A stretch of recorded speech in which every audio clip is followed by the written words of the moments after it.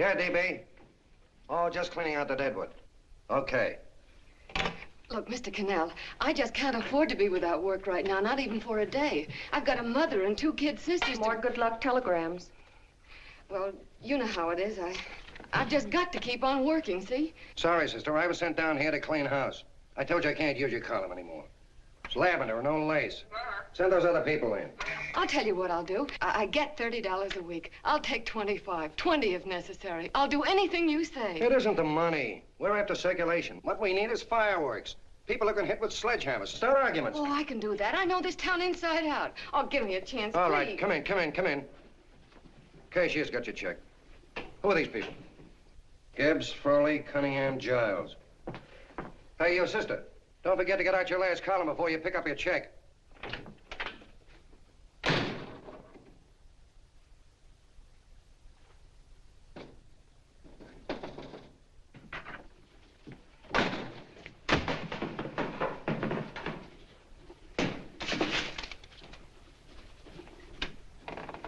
You're a couple of sticks shy in your column, man. Big rich slob like D.B. Norton buys a paper and 40 heads are chopped off. Did you get it, too? Yeah. You too? Oh, Joe. Oh, I'm sorry, darling. Why don't we tear the building down? Before you do, Ann, perhaps you'd better finish this column. Yeah, lavender and old lace. Wait, Joe. Wait. Wants fireworks, huh? Okay.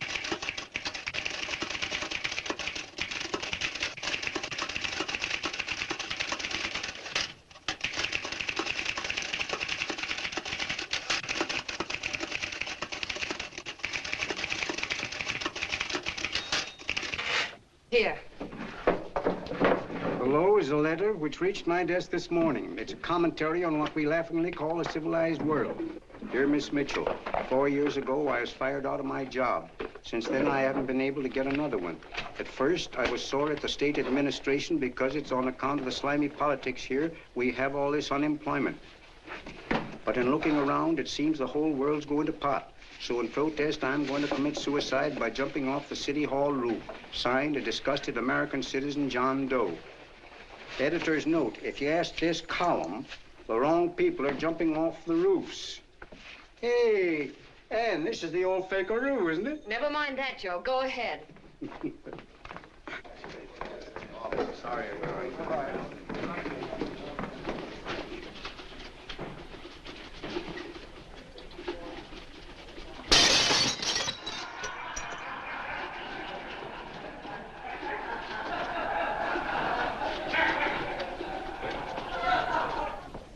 And it's because of the slimy politics that we have all this unemployment here.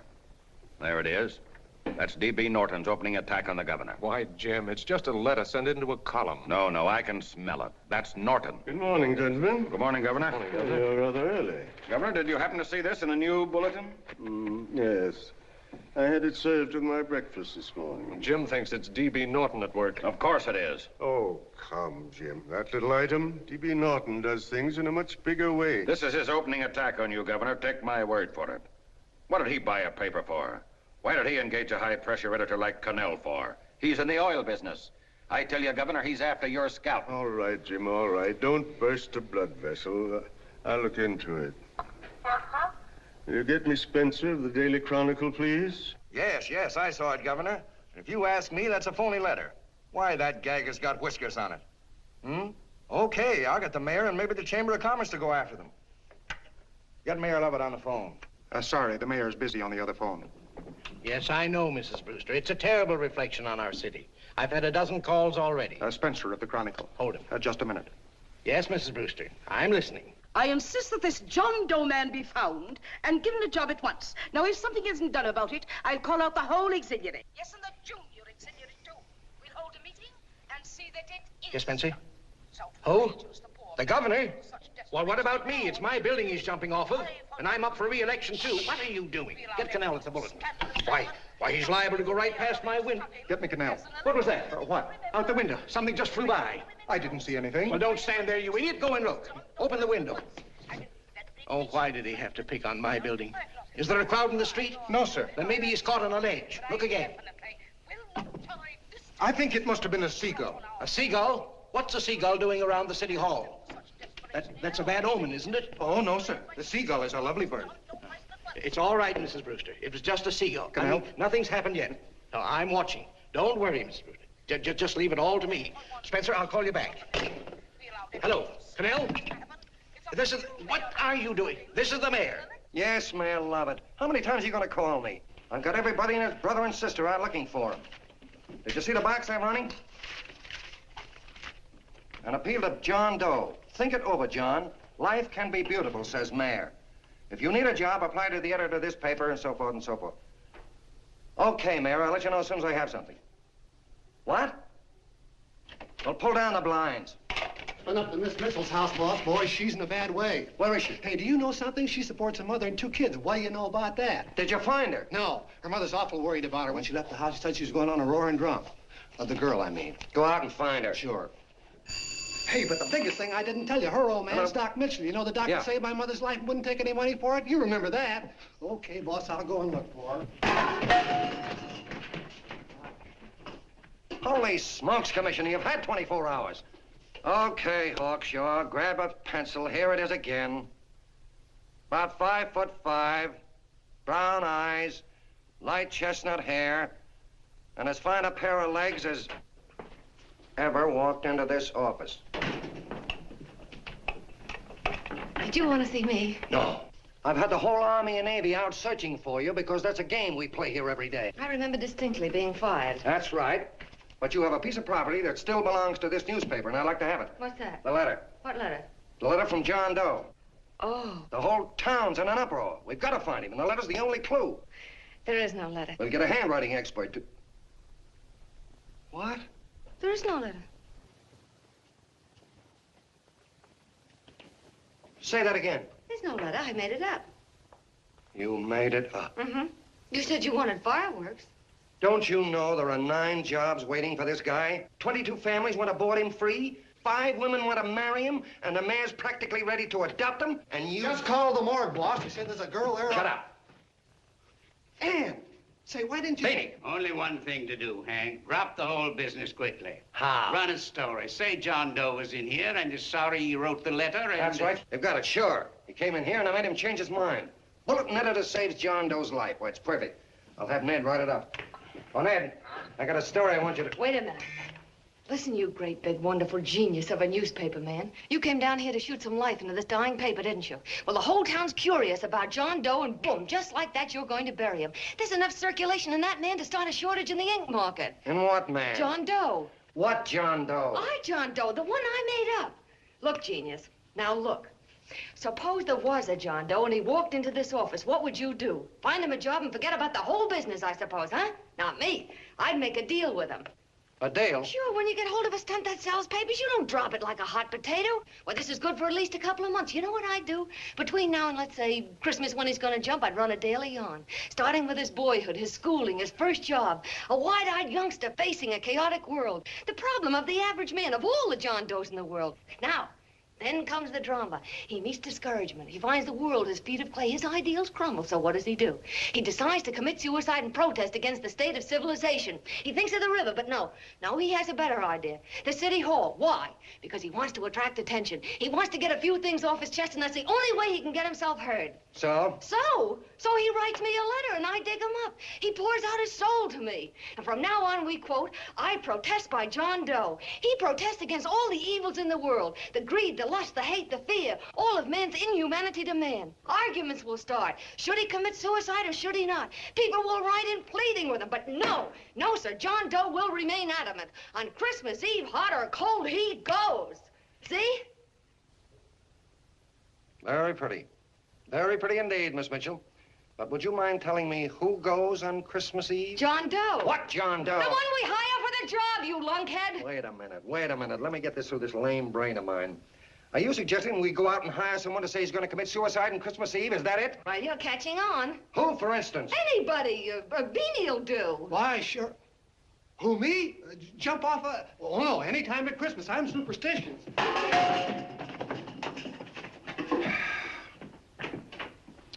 Miss Mitchell, do me a favor. Will you go on out and get married and have a lot of babies, but Stay out of newspaper business. Better get that story in, Hank. It's getting late. You're supposed to be a smart guy. If it was raining $100 bills, you'd be out looking for a dime you lost someplace. Holy smokes, wasting my time listening to this mad woman. Look, Chief, look at the Chronicle. It's running on John Doe. They say it's a fake. Why the no good the John Doe story, amateur journalism.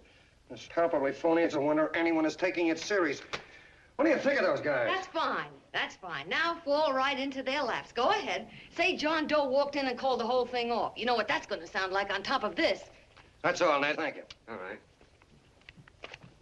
Amateur journalism, huh? Why, that bunch of sophomores, I can teach them more about... Hey, boss, get a load of this. What? Look. What do they want? They all say they wrote the John Doe letter. Oh, they all wrote the letter. Tell them all to wait. Look, Mr. Cannell, one of those men is your John Doe. They're desperate and will do anything for a cup of coffee. Pick one out and you can make the Chronicle eat their words. I'm beginning to like this. If you ask me, Hank, you're playing around with dynamite. No. The gal's right. We can't let the Chronicle get the laugh on us. We've got to produce a John Doe now. Amateur journalism, huh? I'll show those guys. Sure, and there's no reason for them to find out the truth either, because naturally, I won't say anything. Okay, sister, you get your job back. Plus a bonus. What bonus? Or the bonus of $1,000 the Chronicle was going to pay me for this little document. You'll find it says that I, Ann Mitchell, hereby certify that the John Doe letter was created by me. I can read. Sorry. You think this is worth $1,000, do you? Oh, the Chronicle would consider it dirt cheap. Packs everything, including a gun. Okay, sister, you got yourself a deal. Now let's take a look at the candidates. The one we pick has got to be the typical average man. Typical American that can keep his mouth shut. Show me an American who can keep his mouth shut and I'll eat him. Okay, Beanie, bring him in one at a time.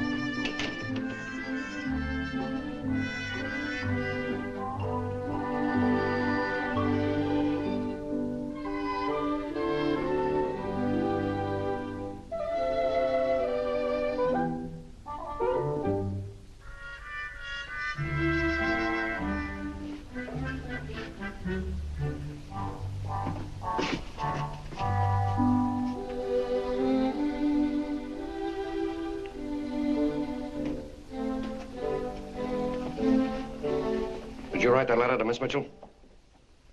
No, I didn't. What are you doing up here, then? Well, the paper says there were some jobs around loose. Thought there might be one left over. Had any schooling? Yeah, a little. What do you do when you work? I used to pitch. Baseball? Yeah. So my wing went bad. Where'd you play? Bush leagues, mostly. How about family? Got any family? No. Oh, just traveling through, huh? Yeah. Me and a friend of mine. He's outside. Looks all right. It's perfect. A baseball player. What could be more American? I wish he had a family, though. Be less complicated without a family. Look at that face. It's wonderful. They'll believe him. Come on. What's your name? Willoughby. John Willoughby. Long John Willoughby, they called me in baseball. Would you like to make some money? Yeah. Maybe. Would you be willing to say you wrote that letter and stick by it? I get the idea. Yeah. Maybe. That's our man. He's made to order. I don't know. He don't seem like the kind of a guy that'd fall in line. When you're desperate for money, you do a lot of things, Mr. Cannell. He's our man, I tell you. He's fainted. Get the water quickly. Hurry up, Pop. Oh. Right here, sit down. You all right? Yeah, I'm all right. How many is that, 6?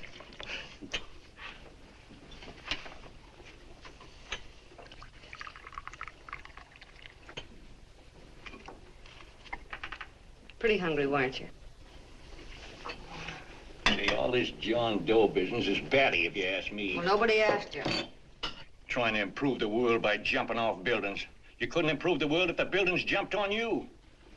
Don't mind the colonel. He hates people. He likes you well enough to stick around. Well, that's because we both play doohickeys. I met him in a boxcar a couple of years ago. I was fooling around with my harmonica, and he comes over and joins in. I haven't been able to shake him since.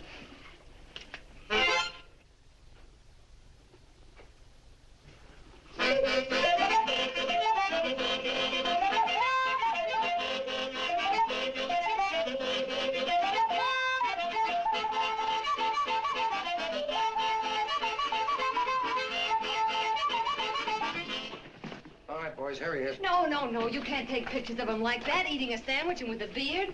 But he's going to jump off a building. Yes, but not because he's out of a job. That's not news. This man's going to jump as a matter of principle. Well, maybe you're right. We'll clean him up and put him in a hotel room under bodyguards. We'll make a mystery out of him. Did you speak to Mr. Norton? Thinks it's terrific. Says for us to go the limit. Wants us to build a bonfire under every big shot in the state. Oh, swell. Is that the contract? Yeah. What's he doing here? Friend of his. They play duets together. Duets? But can we trust him? Oh. I trust him. Oh, you trusted me. Well, that's fine. I suppose he trusts you, too. Oh, stop worrying. He's all right. Okay, but we don't want more than a couple of hundred people in on this thing. Now, the first thing I want is an exact copy of the John Doe letter in your own handwriting. I've got it already. Here. No, that's fine. Now, I want you to sign this agreement. It gives us an exclusive story under your name, day by day, from now until Christmas. On December 26th, you get one railroad ticket out of town. And the bulletin agrees to pay to have your arm fixed. That's what you want, isn't it? Yeah, but it's got to be by Bonesetter Brown. Okay, Bonesetter Brown goes. Here, sign it. Meanwhile, here's $50 of spending money. That's fine. Beanie? Yes, boss. Take charge of him. Get him a suite at the Imperial and hire some bodyguards. Yeah, and some new clothes, Beanie. You think we better have him to Laos? Yeah. Both of them? Yes, both of them, but don't let them out of your sight. Hey, Beanie, gray suit, huh? Yeah. Okay, fellas.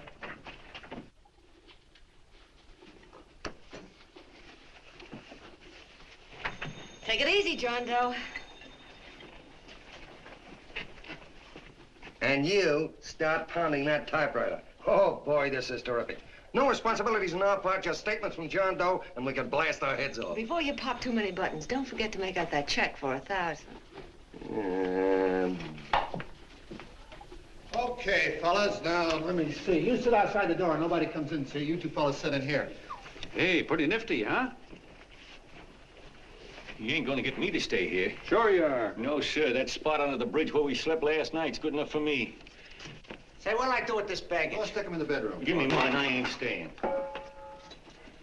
You know, we were headed for the Columbia River country before all this John Doe business came up. You remember that, don't you? Sure, I remember. Say, did your ears pop coming up in the elevator? Mine did. All along, John. I tell you, it's no good. You're gonna get used to a lot of stuff that's gonna wreck you. Why, that $50 in your pocket's beginning to show up on you already. And don't pull that on me, neither. Stop worrying, Colonel. I'm going to get my arm fixed out of this. Hey, here's some cigars the boss sent us. Have one. Hey, Help cigars. yourself. No.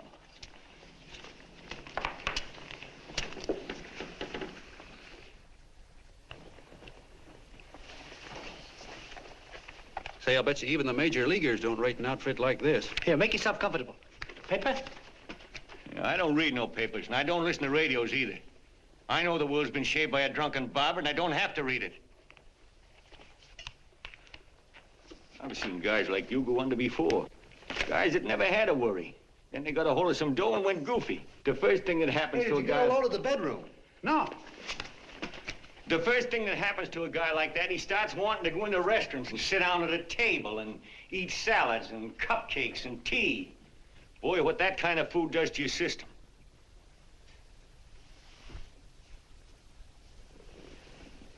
The next thing the dope wants is a room. Yes, sir, a room with steam heat and curtains and rugs. And before you know it, he's all softened up and he can't sleep unless he has a bed. Hey, stop worrying, Colonel. $50 ain't gonna ruin me. I've seen plenty of fellas start out with $50 and wind up with a bank account. Hey, what's the matter with the bank account anyway? And let me tell you, Long John, when you become a guy with a bank account, they got you. Yes, sir, they got you. Who's got him? The helots. Who? Hey, there's the City Hall tower I was supposed to jump off of. It's even higher than this. Who's got him? The helots. Woo! Hey, wait a minute! You're not supposed to jump on Christmas Eve. Do you want to get me in a jam? If it's going to get you in the jam, we'll do you a favor. I won't jump. And when they got you, you got no more chance than a road rabbit. Hey, who'd you say was gonna get him? Say, is this one of those places where you ring if you want something? Yeah, just use the phone. Boy, I've always wanted to do this. Hey, Doc, look. Look, Doc. Give me that again, will you? Who's gonna get him? The helots. Who are they? Listen, Sucky, you ever been broke? Sure, mostly often. All right. You're walking along. Not a nickel in your jeans. You're free as the wind. Nobody bothers you. Hundreds of people pass you by in every line of business. Shoes, hats, automobiles, radios, furniture, everything. And they're all nice, lovable people. And they let you alone. Is that right? Then you get a hold of some dough, and what happens? All those nice, sweet, lovable people become helots. A lot of heels. They begin creeping up on you, trying to sell you something. They get long claws, and they get a stranglehold on you. And you squirm, and you duck, and you holler, and you try to push them away, but you haven't got a chance. They got you. First thing you know, you own things. A car, for instance. Now your whole life is messed up with a lot more stuff.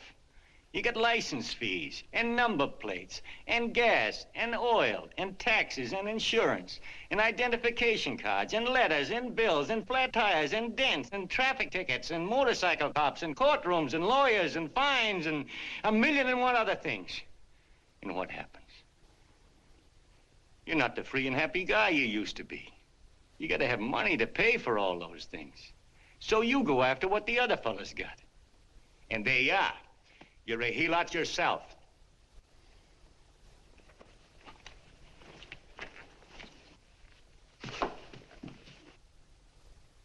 You win, Colonel. Here, take the 50. Go out and get rid of it. You bet I will, just as fast as I can. I'm gonna get some canned goods, a fishing rod, and the rest I'm gonna give away.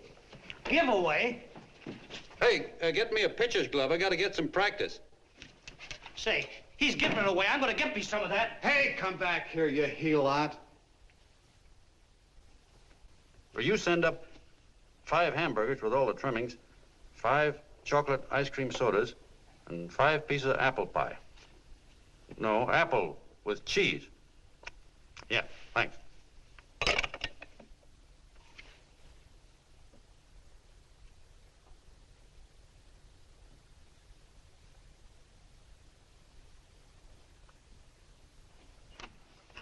Hello there. Well, well. If it isn't the man about town. All set, Miss Anne. Oh, yes. Let's go. Let's see, we want some action in these pictures. Action?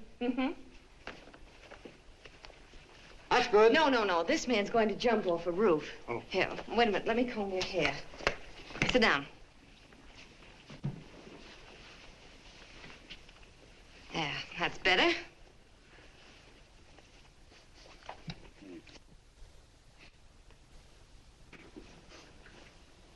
You know, he's got a nice face, hasn't he? Yeah, he's pretty. Here, sit down. Quiet, egghead. All right, now a serious expression. Can't, I'm feeling too good. Oh, come on now, this is serious. You're a man disgusted with all of civilization. With all of it? Yes, you're sore at the world. Come on now. Oh, crabby guy, huh? Yeah.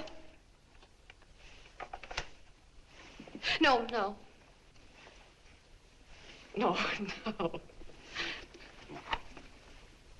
No, look. You don't have to smell the world. Well, all those guys in the Never picture mind those guys. All right, stand up. Now, let's see what you look like when you protest. Against what? Against anything, just protest. You got me. Oh, look, I'm the umpire, and you just cut the heart of the plate with your fast one, and I called it a ball. What would you do? Oh, you did, huh? Yeah. Why can't you call him right, you boneheaded... Grab it, Eddie, grab it!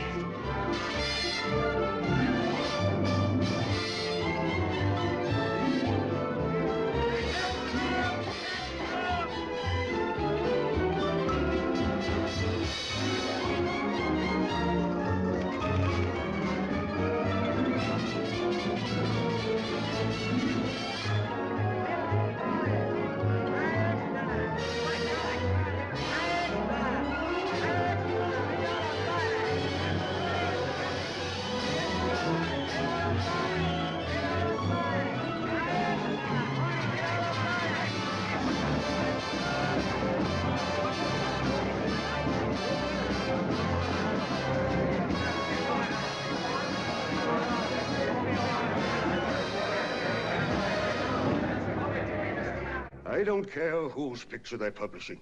I still say that this John Doe person is a myth, and you can quote me on that. And I'm going to insist on his being produced for questioning. You know as well as I do that this whole thing is being engineered by a vicious man with a vicious purpose, Mr. D.B. Norton.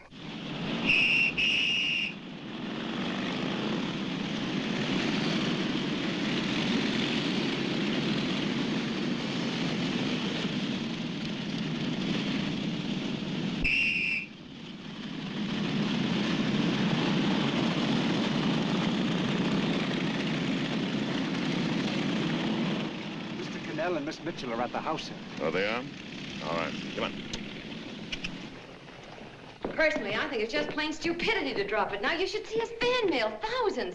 Why, it's going over like a house of fire. What are you afraid of, Canal? It's doubled our circulation. Yeah, but it's got everybody sore. Ads are being pulled. The governor's starting a libel suit. What's more, they all know John Doe's a phony, and they insist on seeing Well, what about it? Let them see him. We'll go on one better. They can also hear him. You own a radio station, Mr. Norton. Why not put him on the air? Watch out for this damn DB. She'll drive you batty. Oh, Look, what? we can't let him get to this Bush League pitcher and start popping him. Good night.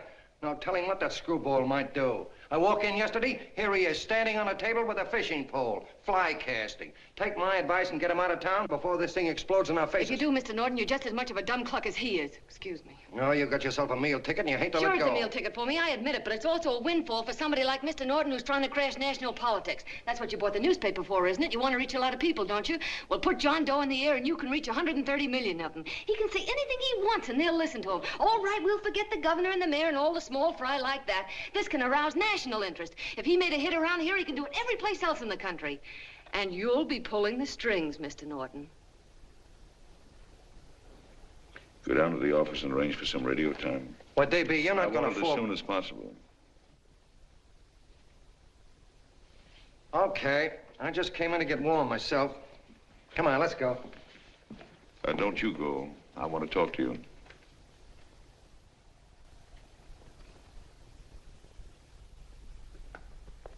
Sit down.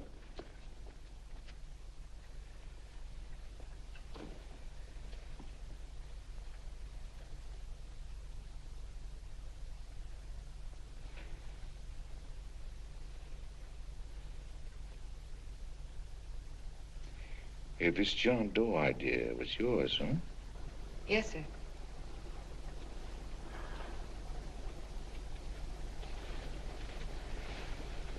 How much money do you get? $30. $30. Well, what are you after? I mean, what do you want? A journalistic career? Money. Money? Well, I'm glad to hear somebody admit it. Do you suppose you could write a radio speech that would put that fellow over? Oh, I'm sure I can. Do it, and I'll give you $100 a week. $100? That's only the beginning. You play your cards right, and you'll never have to worry about money again.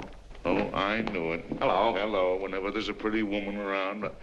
This is my nephew, Ted Sheldon, Miss Mitchell. How do you do? How do you do? All right, Casanova, I'll give you a break. See that Miss Mitchell gets a car to take her home. Always reading my mind, aren't you? Thank you very much for everything. And Miss Mitchell, I think from now on you'd better work directly with me. Yes, sir.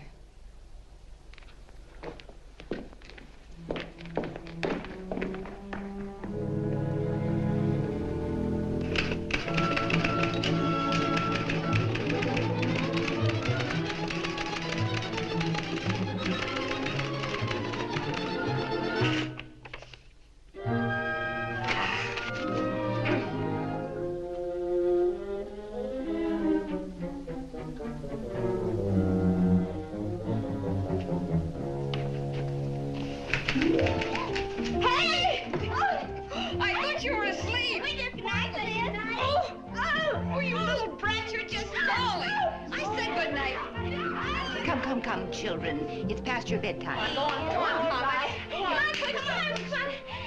Come on. Now, Pooch, I'll stay. Fork through me. I'm done. I'll never get this speech right. Oh, yes, you will, Ann, dear. You're very clever. Yeah, I know. What are you looking for? Your purse. I need $10. What for? I gave you 50 just the other day. Yes, I know, dear, but Mrs. Burke had her baby yesterday. 9 pounds. And there wasn't a thing in the house. And then the community chest lady came. And the 50's all gone, huh? Who's the 10 for? The Websters. The Websters. You remember those lovely people your father used to take care of. I thought I'd buy them some groceries. Oh, Anne, dear, it's a shame those You're poor... marvelous, Ma. You're just like Father used to be. Do you realize a couple of weeks ago we didn't have enough to eat ourselves? Well, yes, I know, dear, but these people are in such need. And we have plenty now. If you're thinking of that $1,000, forget it. It's practically all gone. We owed everybody in town. Now, you just gotta stop giving all your money away. Oh, Anne, dear. Oh, I'm sorry, Ma. Oh, don't pay any attention to me. I guess I'm just upset about all this. Gee whiz, here I am with a great opportunity to get somewhere, to give us security for once in our lives, and I'm stuck. If I could put this over, your Mrs. Burke can have 6 babies. You mean this speech you're writing? Yeah, I don't know. I simply can't get it to gel. I created somebody who's going to give up his life for a principle. Hundreds of thousands of people are going to listen to him over the radio. And unless he says something that's sensational, it's just no good. Well, honey, of course, I don't know what kind of a speech you're trying to write, but judging from the samples I've read, I don't think anybody will listen. What? Darling, there's so many complaining political speeches. People are tired of hearing nothing but doom and despair on the radio. If you're going to have him say anything, why don't you let him say something simple and real, something with hope in it? If your father were alive, he'd know what to say. Oh, yeah. Father certainly would. Wait a minute.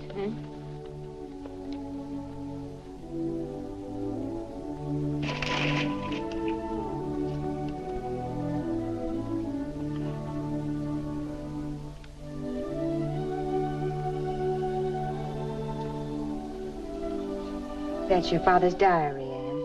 Father's... I never knew he had a diary. There's enough in it for 100 speeches. Things people ought to hear nowadays. You'll be careful of it, won't you, dear? It's always helped to keep your father alive for me. You bet I will, Ma.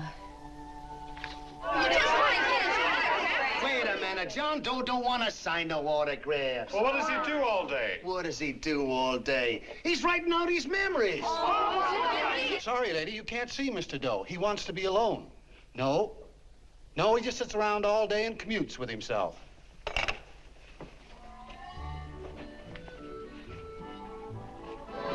Oh!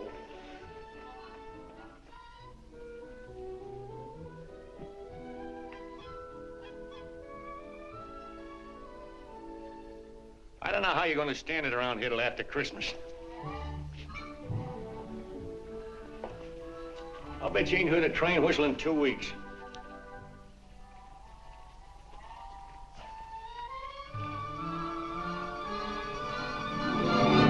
Steve Wright!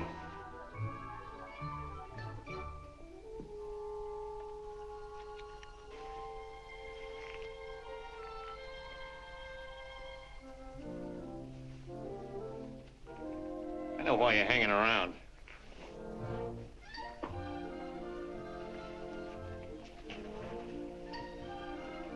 You're stuck on the girl. That's all a guy needs, is to get hooked up with a woman.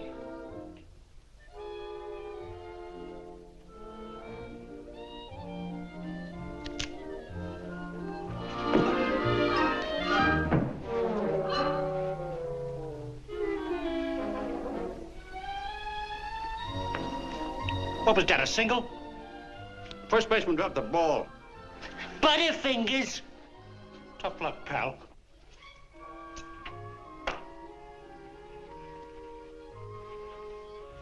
Guy has a woman on his hands. First thing he knows, his life is balled up with a lot more things. Furniture and...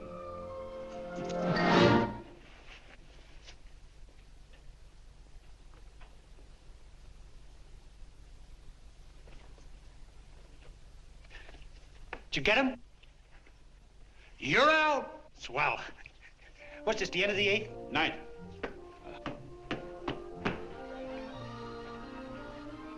Hey, Beanie, there's a couple of mugs from the Chronicle snooping around out here. Huh. Come on, Angel Face. Gangway. What's the score, Angel Face? 3-2, our favor. Gee, that's great.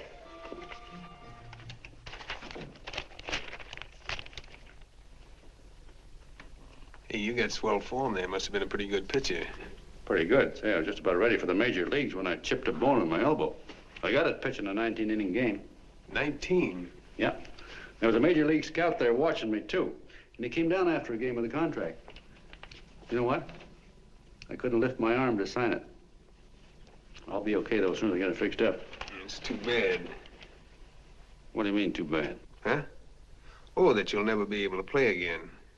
What are you talking about? I just told you I was going to get Well, you know how they are in baseball if a guy's mixed up in a racket. Racket? What do you mean? Well, I was just thinking about this John Doe business. Why, as soon as it comes out it's all a fake, you'll be washed up in baseball, won't you? Yeah. Hey, doggone. I never thought about that.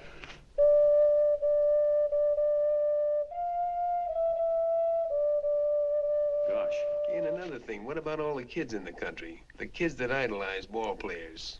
What are they gonna think about you? Yeah. Hey, Colonel. Did you hear that? I gotta figure some way out of this thing. The elevators are still running. I know one way you can do it. How? Well, when you get up there on the radio, all you have to do is to say the whole thing's a frame-up. Make you a hero sure as you're born. Yeah, but how am I gonna get my arm fixed? Well, that's a cinch. I know somebody that'll give you $5,000 just to get up on the radio and tell the truth. $5,000? Yeah, $5,000, and he gets it right away. You don't have to wait till Christmas. Look out, Long John. They're closing in on you. Say, who's putting up this dough? Fellow runs the Chronicle. Here's the speech you make, and it's all written out for you. $5,000. Holy mackerel, I can see the helots coming, the whole army of them. It's on the level.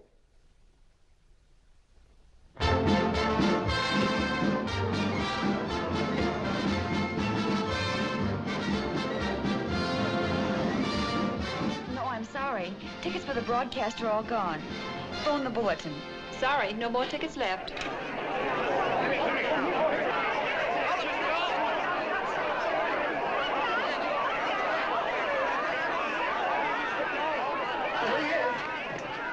Hello, John. All set for the big night? Swell. Turn around.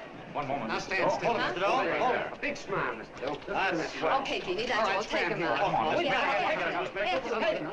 Now, look, John, here's the speech. It's in caps and double spaced. You won't have any trouble reading it. Not nervous, are you? No. Of course not. He wouldn't be. Who? John Doe, the one in there. Hey, don't let your knees rattle. It picks up on the mic. Oh, Beanie, you needn't be nervous, John. All you have to remember is to be sincere. Pick up that phone, Miss Mitchell. It's for you. Okay. Hello? Yes, Mother. Oh, thank you, darling. Oh, there he is, the poor dear man. Oh, good luck to you, Mr. Doe. We want you to know that we're all for you. The girls all decided that you're not to jump off any roof at all. Oh, we'll stop it. You got the speech I gave you? Yeah. Now, look. I'll give this money to the colonel just as soon as you get started. We'll have a car waiting at the side entrance for you. Okay. How'd you get in here? Huh? Oh, I just came in to wish him Come luck. on, out. Mother says good luck, too. John, when you read that speech, please believe every word of it. He's turned out to be a wonderful person, John. Who? John Doe, the one in the speech. Oh. You know something? I've actually fallen in love with him. All right, there he is, sister. Now, come on, plenty of both. What's the idea? No, that's too much. That's not so much. Come on. Oh, this is no time for cheap publicity, Mr. Cannell. Listen, if that guy lays an egg, I want to get something out of it. I'm getting a Jane Doe ready. Oh, come on. Here. Will you, fellas? Here you Give me a are. All right, chance. that's I enough. have to raise Just one more, will No, you, that's please? fine, honey. You go ahead. All right, I After need you've one been more. You've done it, honey. Go ahead. How you doing? Oh. All right, Benny, bring him in. Holy smoke, a half a helot. There you are, boss, just like you ordered. Symbols of little people. Okay, get him up. All right, young fella. This is ridiculous, Mr. Cannell. Come on, give me a chance. The man's on the air. Come on, shut up. Oh, fellas, I suppose you can have all the pictures you want afterwards. No, come on, afterwards. You can have a... Come on, that's right. Afterwards, you can get all the pictures you want. Thank you very much. Come on, will you? Afterwards, that's right. Come on, Snooks, you better bail out. Okay, goodbye, Mr. Doe. Beanie. All right. Better get ready. 1 minute to go. Wow, 1 minute to go and the score is nothing to nothing. Now, please, John, you won't let me down, will you? Will you? Of course you won't. If you'll just think of yourself as the real John Doe. Listen, everything in that speech are things a certain man believed in. He was my father, John. When he talked, people listened. And they listened to you, too. Funny. You know what my mother said the other night? She said to look into your eyes, that I'd see Father there.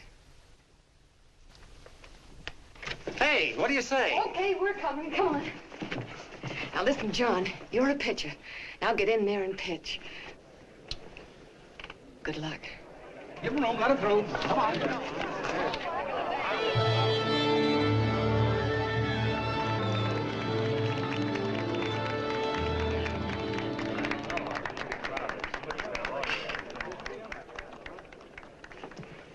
Hey, let's get out of here. There's the door right there. Hey, what are you doing here? That's what I'd like to know. Come on, out. Hey, he's a friend of mine. Never mind, let him alone. He's all right. I'll be right over there pulling for you. No, John, over here.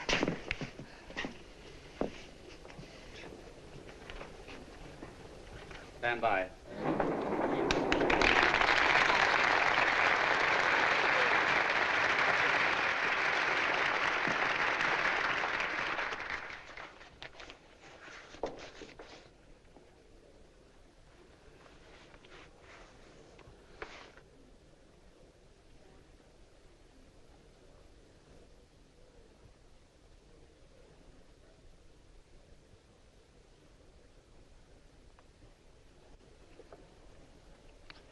Phone the Chronicle. Tell them to start getting those extras out.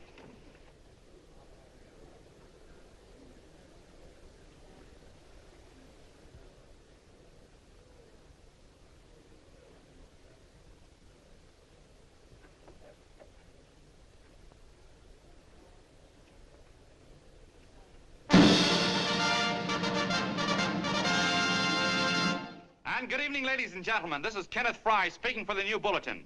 Tonight we give you something entirely new and different.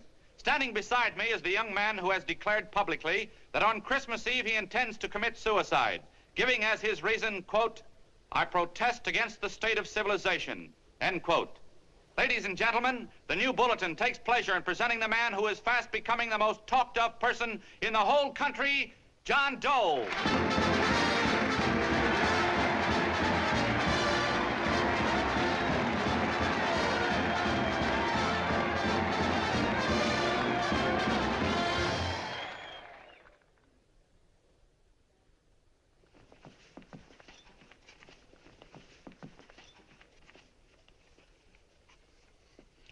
Ladies and gentlemen, I am the man you all know as John Doe. I took that name because it seems to describe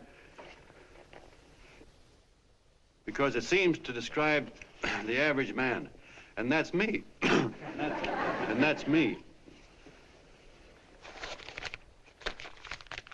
Well, it was me before I said I was going to jump off the city hall roof at midnight on Christmas Eve. Now I guess I'm not average anymore.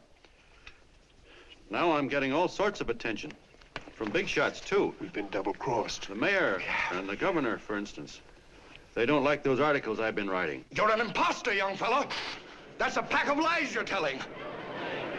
Who wrote that speech for you? Benny, get that gun. Hey, kid.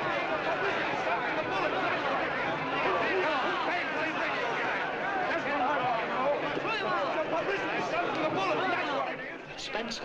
Ladies and gentlemen, the disturbance you just heard was caused by someone in the audience who tried to heckle Mr. Doe. The speech will continue.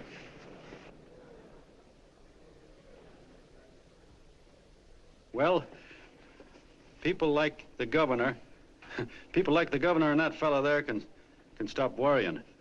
I'm not going to talk about them.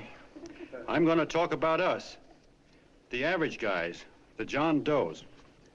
If anybody should ask you what the average John Doe is like, you couldn't tell him because he's a million and one things.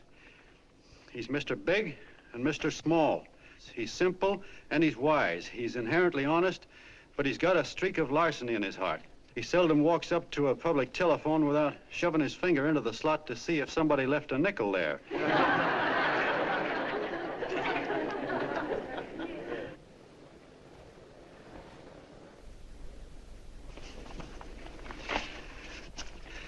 He's the man the ads are written for. He's the feller everybody sells things to.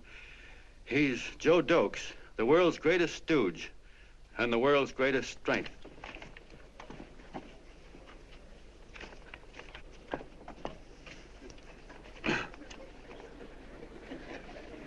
Yes, sir. Yes, sir, we're a great family, the John Does. We're the meek who are supposed to inherit the earth. You'll find us everywhere.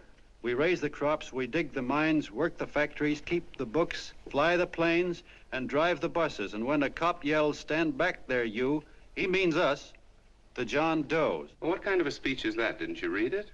We've existed since time began. We built the pyramids. We saw Christ crucified, pulled the oars for Roman emperors, sailed the boats for Columbus, retreated from Moscow with Napoleon, and froze with Washington at Valley Forge. Yes, sir. We've been in there dodging left hooks since before history began to walk. In our struggle for freedom, we've hit the canvas many a time, but we always bounce back because we're the people, and we're tough.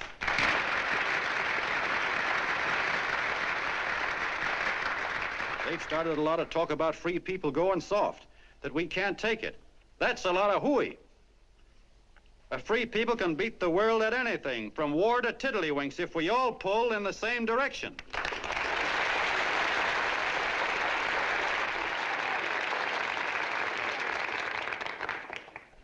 I know a lot of you are saying, "What can I do? I'm just a little punk. I don't count." Well, you're dead wrong. The little punks have always counted, because in the long run, the character of a country is the sum total of the character of its little punks.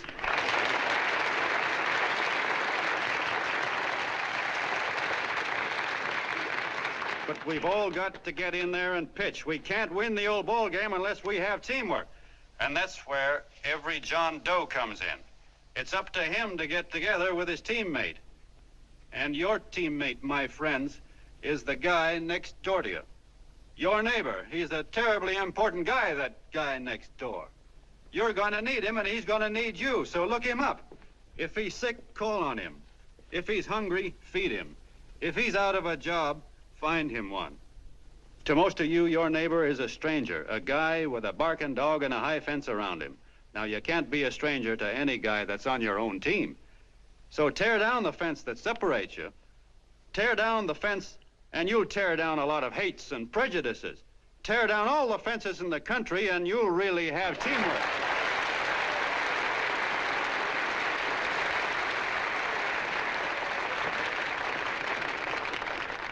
I know a lot of you are saying to yourselves, "He's asking for a miracle to happen. He's expecting people to change all of a sudden." Well, you're wrong. It's no miracle. It's no miracle because I see it happen once every year, and so do you, at Christmas time. There's something swell about the spirit of Christmas, to see what it does to people, all kinds of people. Now, why can't that spirit, that same warm Christmas spirit, last the whole year round? Gosh, if it ever did, if each and every John Doe would make that spirit last 365 days out of the year, we'd develop such a strength, we'd create such a tidal wave of goodwill that no human force could stand against it. Yes, sir, my friends. The meek can only inherit the earth when the John Does start loving their neighbors.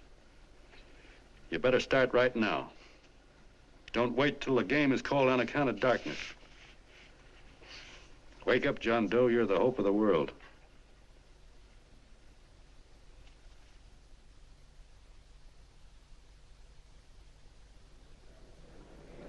John, you were wonderful.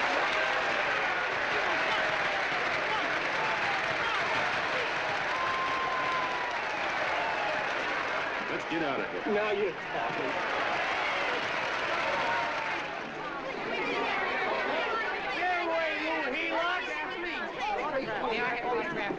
Please, hey!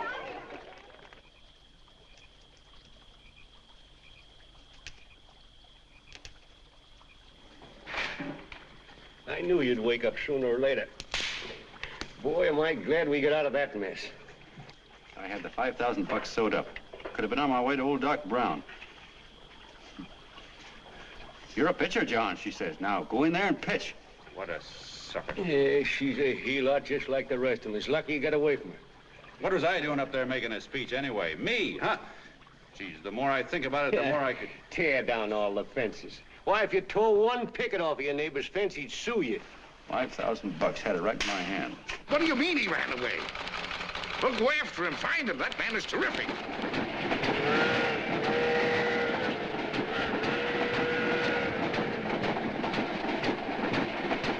Columbia River, here we come.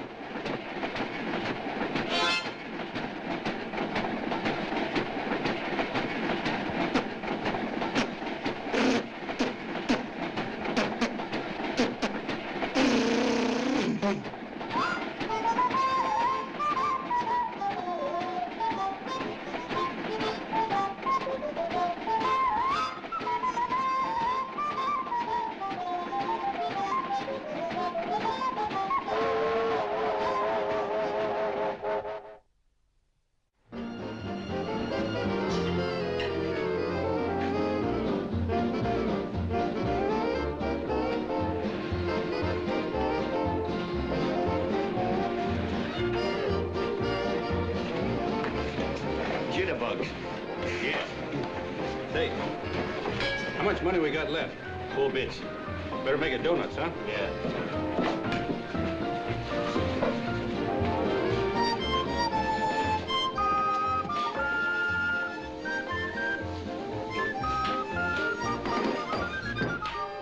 What'll it be, gents? Have you got a couple of steaks about that big and about that thick? Yeah, with hash brown potatoes and tomatoes and apple pie and ice cream and coffee. And donuts, I know. Hey, Ma!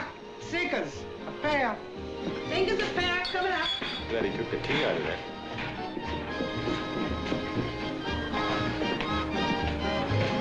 Hey, look. Join the John Doe Club. John Doe Club.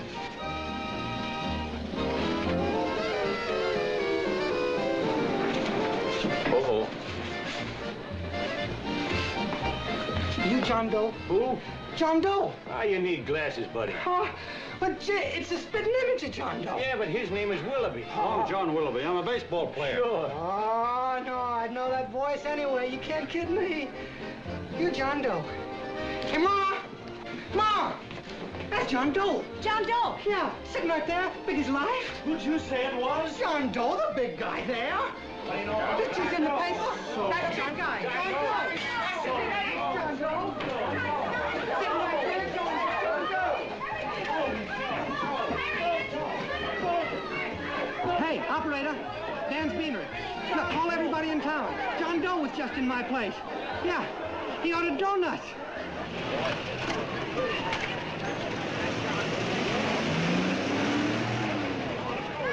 John Doe. Let's see John Doe.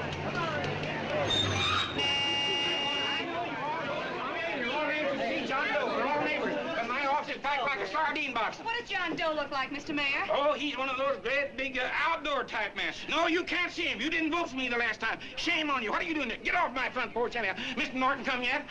Oh, well, I wonder where he's at. What's keeping him? He should have been here 15 minutes ago. Oh, there it comes now. Now, everybody on your dignity. Don't do anything to disgrace us. A little town, but we got to show off.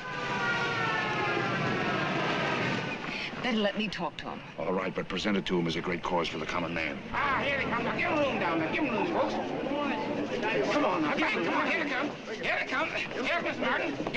How do you do, Mr. Norton? I'm Mayor Hawkins. Here's Mr. Norton. Let me go, you darn fool. I'm the mayor. Mr. Norton. Mr. Norton. Mr. Norton. I'm Mayor Hawkins. Your office telephoned me to hold him. Well, that's fine. How is he? Oh, he's fine. He's right in my office there. You know, it's a great honor having John Doe here, and you too. Haven't had so much excitement since the old City Hall burned down. People are so excited they nearly tore his clothes off. Oh, Matilda, darling, phone the newspapers, tell them Mr. Norton's here. Step right inside, Mr. Norton. My office. Very comfortable here, Mr. Norton. Just had it air conditioned. Gangway, please. Get room for Mr. Norton. Gangway. Gangway. Here he is, Mr. Norton. Well taken care of. The neighbors are serving him a light lunch. Hello, John. Well, Mr. Mayor, if you don't mind, we'd like to talk to him alone. Why, certainly, certainly. All right, everybody. Clear out. Everybody, quickly now. Come on. Come on. Come on. That's All right. Don't argue with me here. Wait till we get home. Don't you push me around like that. Even though I'm your wife, you can't push me around. Look, Mr. Norton, I think you got a lot of nerve having those people hold us here. There's nobody holding you here, Mr. Doe. It's only natural There's that people... nobody holding us here. Let's get going.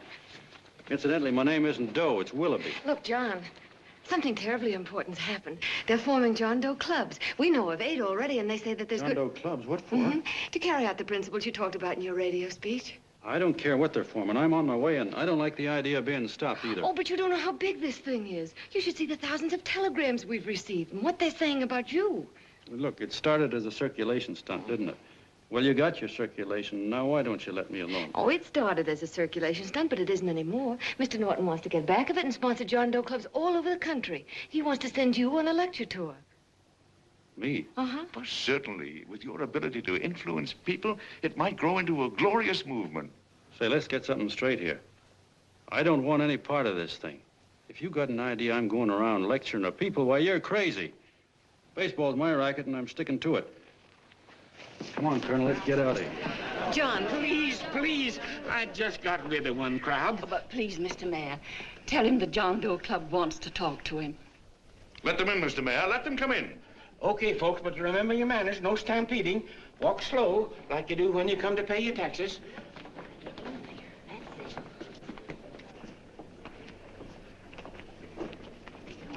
Okay. All right, give me a chance.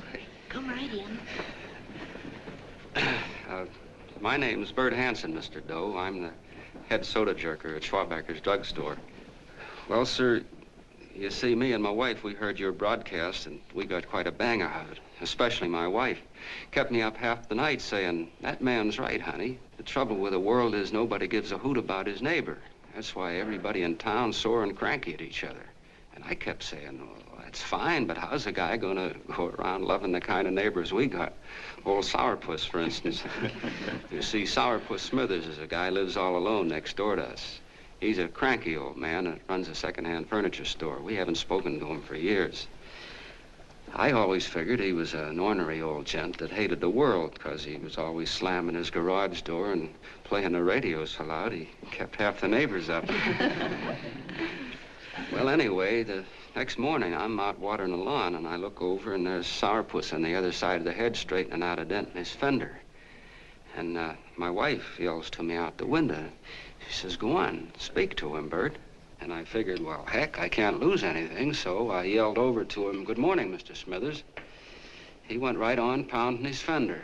Was I burned? So I turned around to give my wife a dirty look, and she said, louder, louder, he didn't hear you. So in a voice you could have heard in the next county, I yelled, good morning, Mr. Smithers. Well, sir, you could have knocked me over with a feather. Old Sourpuss turned around, surprised-like, and he put on a big smile, came over and took my hand like an old lodge brother, and he said, good morning, Hanson. I've been wanting to talk to you for years, only I thought you didn't like me. And then he started chatting away like a happy little kid, and he got so excited his eyes all...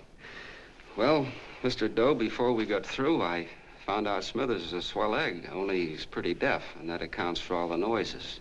And he says it's a shame how little we know about our neighbors. And then he got an idea. And he said, how's about inviting everybody someplace where we can all get together and know each other a little better? Well, I'm feeling so good by this time, I'm ripe for anything. So Smithers goes around the neighborhood inviting everybody to a meeting at the schoolhouse. And I tell everybody that comes in the store, including Mr. Schwabacker, my boss. I'm talking too much. Well, I'll be doggone if for 40 people don't show up. Of course, none of us knew what to do, but we sure got a kick out of seeing how glad everybody was just to say hello to one another. Tell him about making Sourpuss chairman. Oh, yeah, we made Sourpuss chairman and decided to call ourselves the John Doe Club. And say, incidentally, this is my wife. Come here, honey. This is my wife, Mr. Doe. How do you do, Mr. Doe? Sourpuss is here, too. Oh, is he? This is Sourpuss, or excuse me, Mr. Smithers, Mr. Doe. That's all right. If you didn't call me Sourpuss, it wouldn't feel natural. Well, anyway, I guess nearly everybody in the neighborhood came except the Delaney's.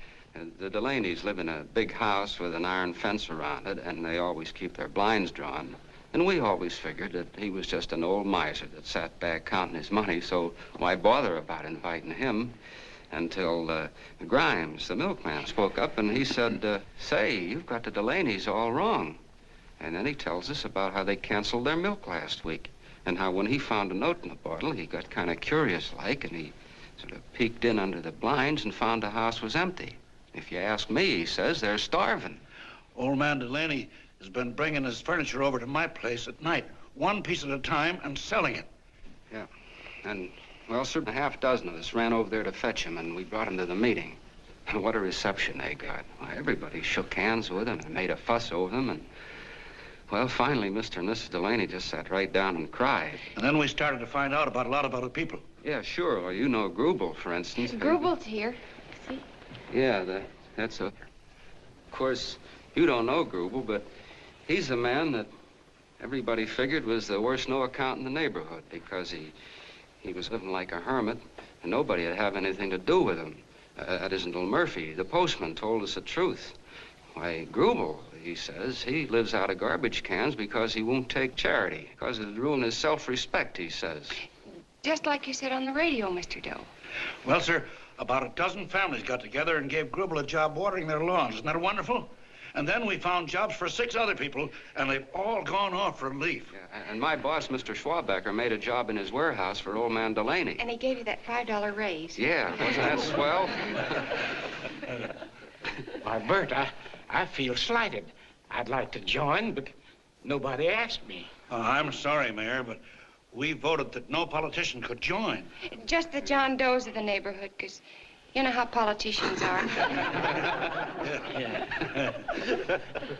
Well, the reason we wanted to tell you this, Mr. Doe, was just to give you an idea of what you started. And from where I'm sitting, I don't see any sense in you jumping off any building. No. Well, thank you for listening. Goodbye, Mr. Doe. You're a wonderful man, and it strikes me you can be mighty useful walking around for a while. Hey, goodbye, Mr. Doe. Goodbye, Mr. Doe.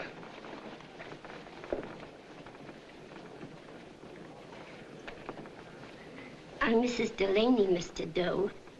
And God bless you, my boy.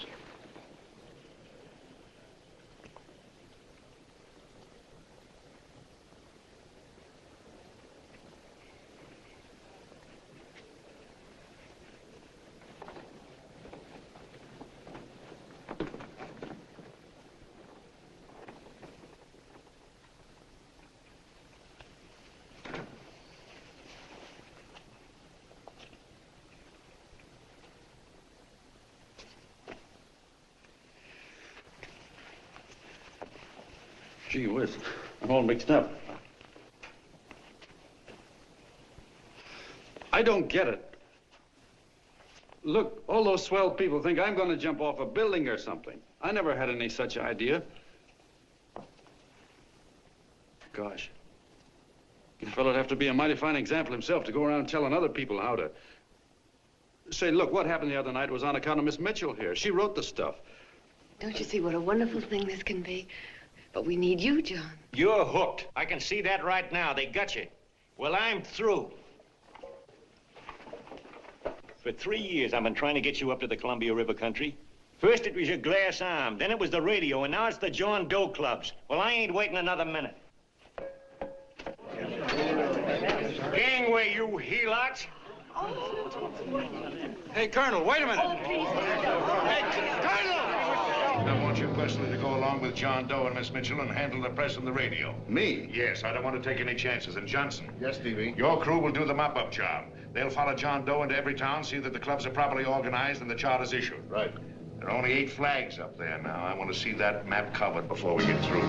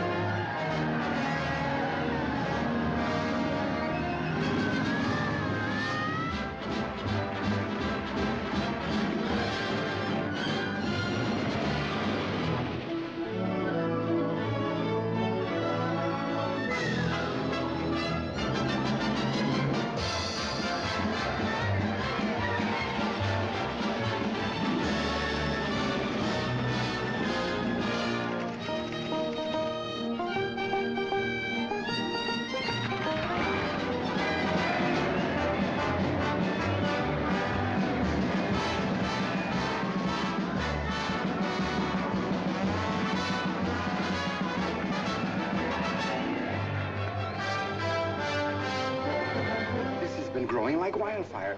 If they made demands, I'd understand it. But the John Does ask for nothing. People are going off relief. If this keeps up, I'll be out of a job. As soon as it gets strong enough, we'll find out what John Doe wants. 30 every Thursday. 60 at 60. Who knows what? I'm sorry, boss. They just won't let anybody talk politics to them. It's crazy. We've got to get to them. They represent millions of voters.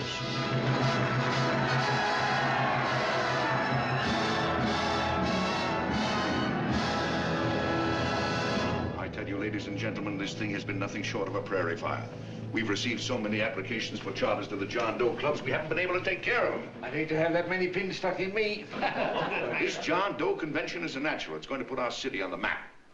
Why, over 2,400 John Doe clubs are sending delegates. Can you imagine that?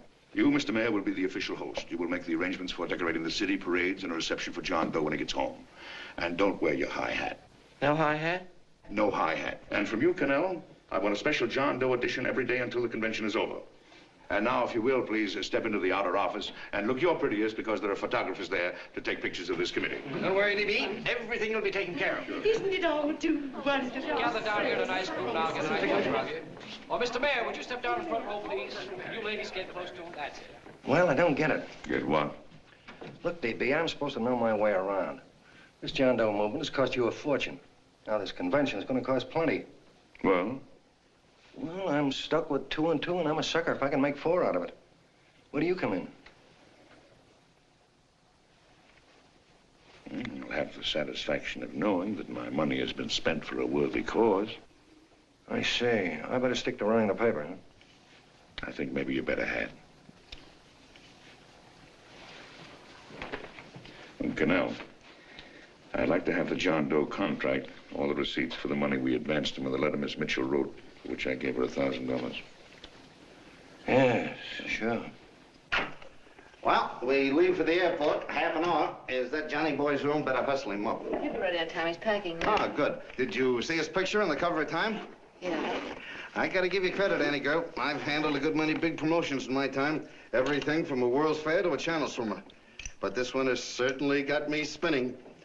And now a John Doe convention. Wow. Say, if you could only get him to jump off the City Hall roof on Christmas Eve, I'd guarantee you 500,000 people there. Charlie. Huh? What do you make of him? Oh, Johnny boy? Well, I don't know what angle you want, but I'll give it to you quick. Number 1, he's got great yokel appeal, but he's a nice guy. Number 2, he's beginning to believe he really wrote that original suicide letter that you made up. Number 3, he thinks that you're Joan of Arc or something. Yeah, I know. Number 4, well, you know what number 4 is. He's nuts about you. Yeah, it's running out of his ears. You left out number 5. We're all heels, me especially. Holy smoke. Come in.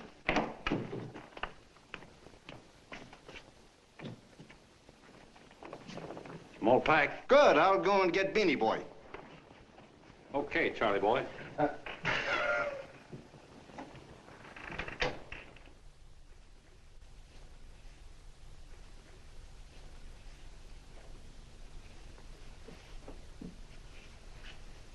Can I help you pack? No, thank you.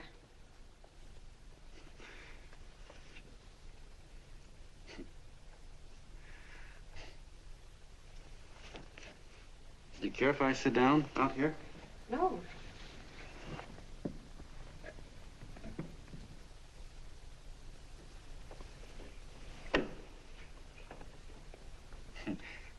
You know, I had a crazy dream last night.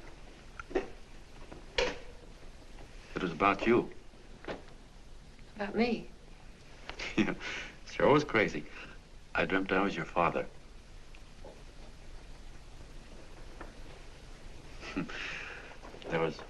There was something I was trying to stop you from doing. So I got up out of bed and I walked right through the wall here, right straight into your room. You know how dreams are. And there you were in bed. But you're a little girl, you know, about 10. And very pretty, too. So I shook you, and the moment you opened your eyes, you hopped out of bed and started running like the devil in your nightgown. You ran right out the window there, and you ran out over the tops of buildings and roofs and everything for miles. And I was chasing you. And all the time you were running, you kept growing bigger and bigger and bigger, and pretty soon you were as big as you are now, you know, grown up. And all the time I kept asking myself, what am I chasing her for? And I didn't know. Isn't that a hot one? Well, anyway, you ran into some place, and then I ran in after you, and when I got there you were getting married. And the nightgown had changed into a beautiful wedding gown. You sure look pretty, too. And then I knew what it was I was trying to stop you from doing. Dreams are sure crazy, aren't they? Well, would you like to know who it was you were marrying? Oh, a tall, handsome Ubangi, I suppose. No, not that bad. It was that fellow that sends you flowers every day. What's his name? Mr. Norton's nephew? Ted Sheldon. Yeah, that's the one. But here's the funniest part of it all. I was the fella up there doing the marrying, you know, the justice of peace or something. You were? I thought you were chasing me. Well, yes, I was, but I was your father then, you see. But the real me, John Doe, or that is, Long John Willoughby, I was the fella up there with the book. You know what I mean? I guess so. Then what happened? Well, I took you across my knee and I started spanking you. That is, I didn't do it. I mean, I did do it, but it wasn't me, you see. I was your father then.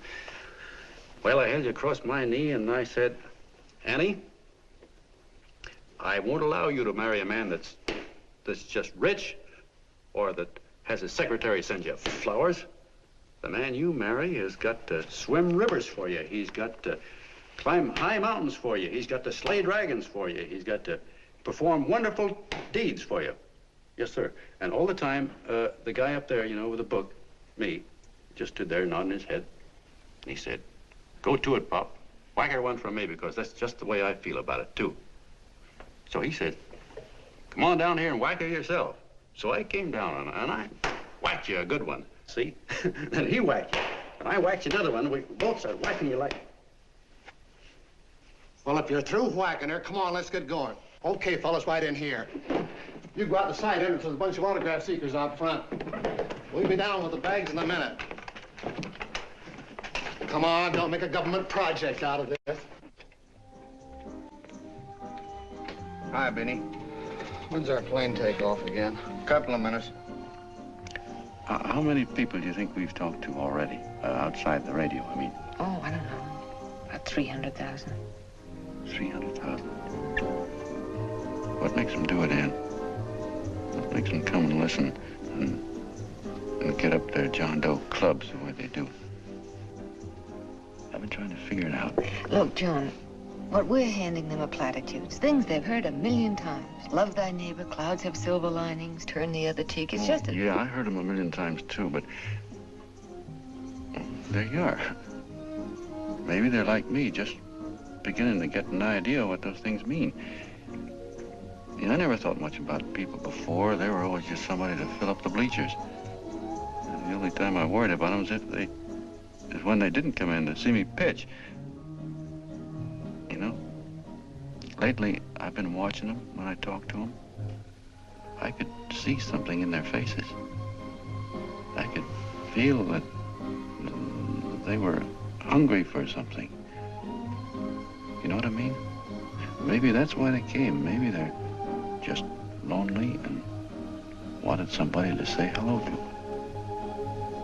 I know how they feel. I've been lonely and hungry for something practically all my life.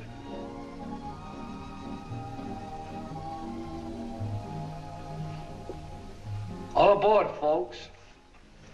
That's what I said, it's your office. Yeah, that's true. Oh, somebody else sitting here? No, that's your seat. And this is your coat.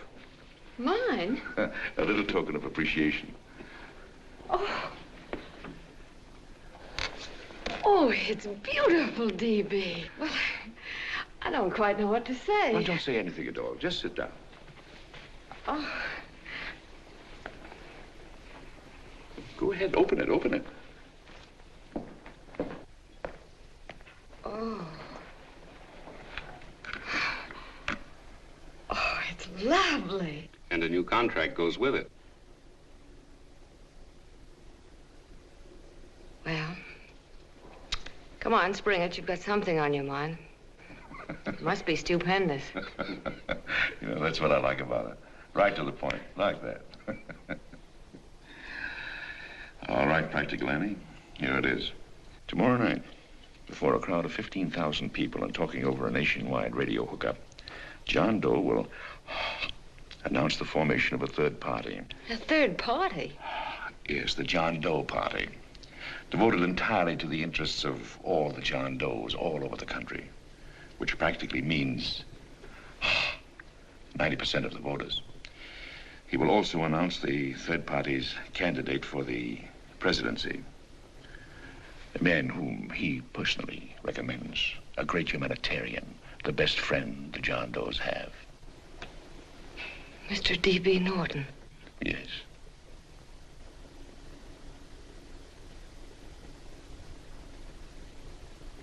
Wow.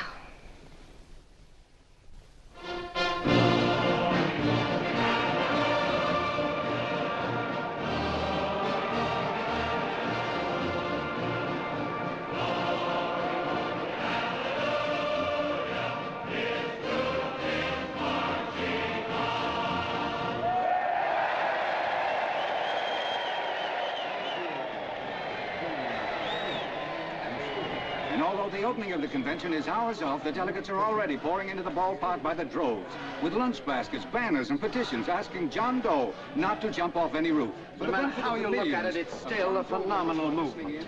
These John Does, or the hoi polloi, as you've heard people call them, have been laughed at and ridiculed, but here they are, gay and happy, having traveled thousands of miles, their expenses paid by their neighbors, to come here to pay homage to their hero, John Doe.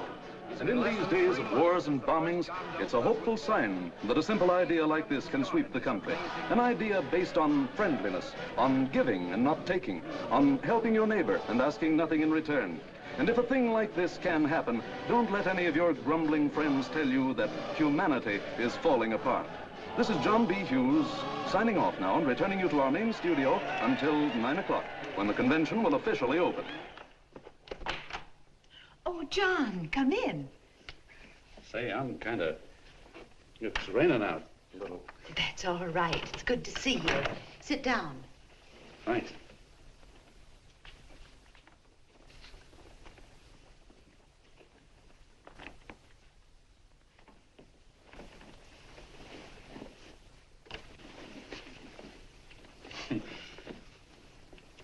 It's for Anne.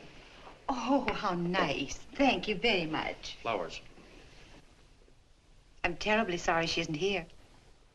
She isn't? No, she just left. I'm surprised you didn't run into her. She went over to Mr. Norton's house. Oh. Did you want to see her about something important? Yeah. Well, no, it'll wait. Say, he's a nice man, isn't he? Mr. Norton, I mean. He's done an awful lot for the...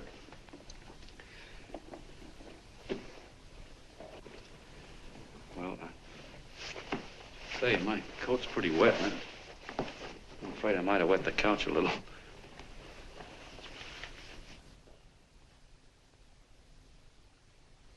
Well, I guess I'll see her at the convention later. Yes, of course. I'll see that she gets the flowers. Thanks. Good night, Mrs. Mitchell. Good night, John.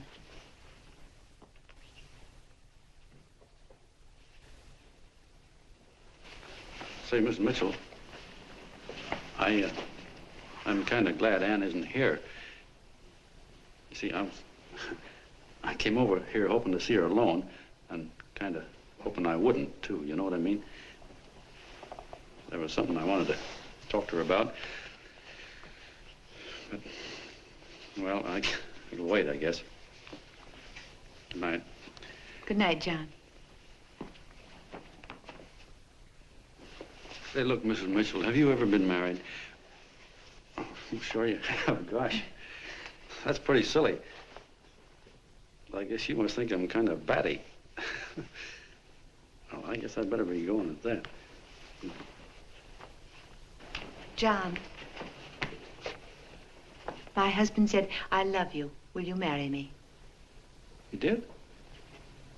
What happened? I married him. Well, yeah, that's what I mean, see? It was easy as all that, huh? Uh-huh. Yeah, but look, Mrs. Mitchell, you know, I love Ann, and it's going to be awfully hard for me to say it because, well, you know, she's so wonderful. And, well, the best I ever was a Bush League pitcher. And, you know, I think she's in love with another man, the one she made up. You know, the real John Doe. Well, that's pretty tough competition. I bet you he'd know how to say it all right. On me, I get up to it and around it and in back of it, but I never get right to it. You know what I mean? So the only chance I've got is, well, if somebody could kind of give her a warning, sort of prepare her for the shock. You mean you'd like me to do it? Hmm? Well, I was thinking that, yeah, you know, sort of break the ice. Of course I will, John. Gee, well, thank you, Mrs. Mitchell. Hey, you're okay.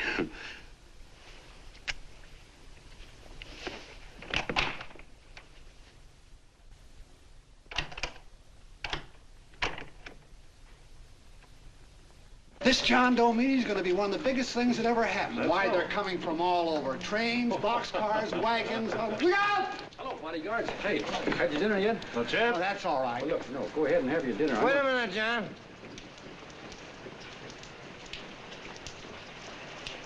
Hello, Mr. Connell. How are you, John? John, I want to have a little talk with you. What's the matter? Are you falling? Come here. Hey, boss. Oh, quiet. Say, tell me something. Did you read the speech you're going to make tonight? No, I never read the speeches before I make them. I get more of a kick out of it that way. Uh-huh. It's just exactly what I thought. Beanie, go on down to the office. Tell Pop to give you the speech. There's a copy on my desk. Gee whiz, boss, you know Mr. Norton told me not to leave him, not even for a minute. Go on. We'll be at Jim's bar up the street. You're a nice guy, John. I like you. You're gentle. I always like gentle people. Me, I'm hard. Hard and tough. I got a use for hard people. Gotta be gentle to suit me. Like you, for instance.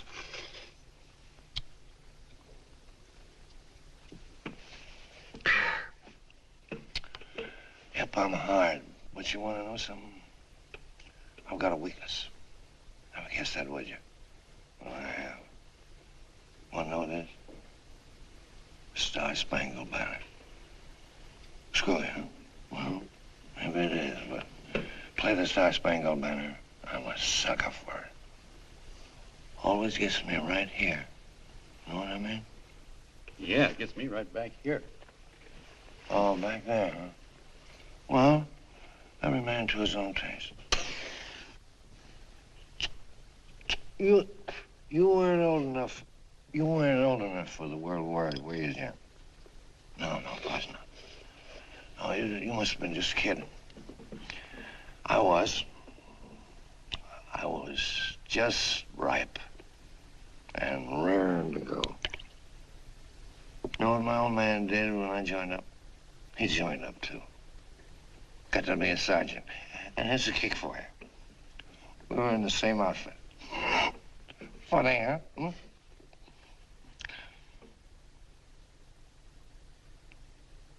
He was killed, John. I saw him get it. I was right there, and I saw it with my own eyes.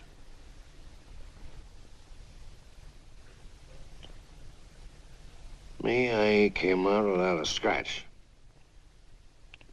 That is, excepting my ulcers.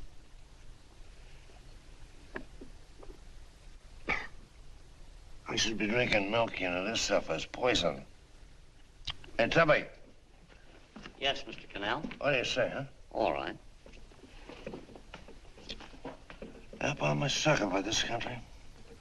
I'm a sucker for the Star-Spangled Banner, and I'm a sucker for this country. I like what we got here. I like it. A guy can say what he wants and do what he wants without having a bayonet shoved through his belly. And that's all right, isn't it? You betcha. Yeah. Well, we don't want anybody coming around changing it, do we? No, sir. No, sir. And when they do, I get mad. I get boiling mad. And right now, John, I'm sizzling. I get mad for a lot of other guys besides myself.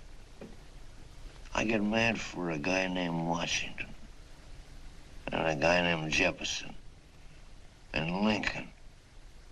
Lighthouses, John. Lighthouses in a foggy world. You know what I mean? Yeah, you bet. Listen, pal. This fifth column stuff is pretty rotten, isn't it? Yeah, it certainly is. And you'd feel like an awful sucker if you found yourself marching right in the middle of it, wouldn't you? You. Of course, you would have known it because you're gentle. But that's what you're doing. You're mixed up with a skunk, my boy. A no-good, dangerous skunk. Say, you're not talking about Mr. Norton, are you? I'm not talking about his grandfather's pet poodle. You must be wrong, Mr. Cannell. Because he's been marvelous about the John Doe clubs. Yeah?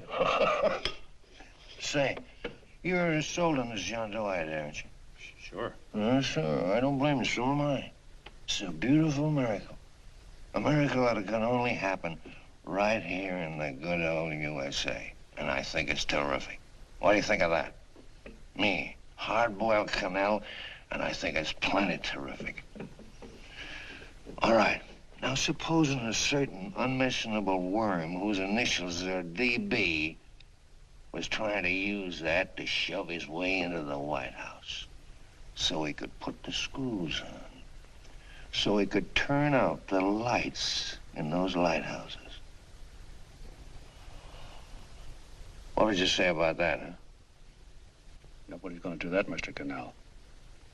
They can't use the John Doe clubs for politics. That's the main idea. Is that so?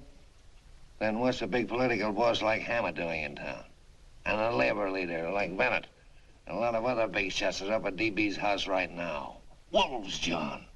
Wolves. Waiting to cut up the John Does. Wait till you get a gander at the speech you're gonna make tonight. You're all wet. Miss Mitchell writes those speeches. Nobody can make her write that kind of stuff. They can't, huh? Who do you think writes them? My Aunt Emma? I know she writes them. And gets a big bonus for doing them, too. A mink coat and a diamond bracelet. Don't write them. Why, that gold-grabbing dame would double-cross her own mother for a handful of Chinese yen. Shut up. If you weren't drunk, I'd... Hey, boss. Here's the speech, boss. Hey, go on and read it, John, and then start sucking. Hey, wait a minute, Mr. Doe. Tubby? Yes, sir. Better bring me a glass of milk. I'm smoking too much. Yes, Charlie? Got everything all set? Fine. John Doe been taken care of? Good. How many people do you think will be there? 15,000? Oh, my, that's fine. Now, listen, Charlie. As soon as John Doe stops talking about me, I want you to start that demonstration. And make it a big one, you understand? Don't worry about that, DB. My boys are there. They'll take care of it. What? Yes, I'll be there 15 minutes after I get your call. Why, Mr. Doe. Where are they? In the dining room, sir.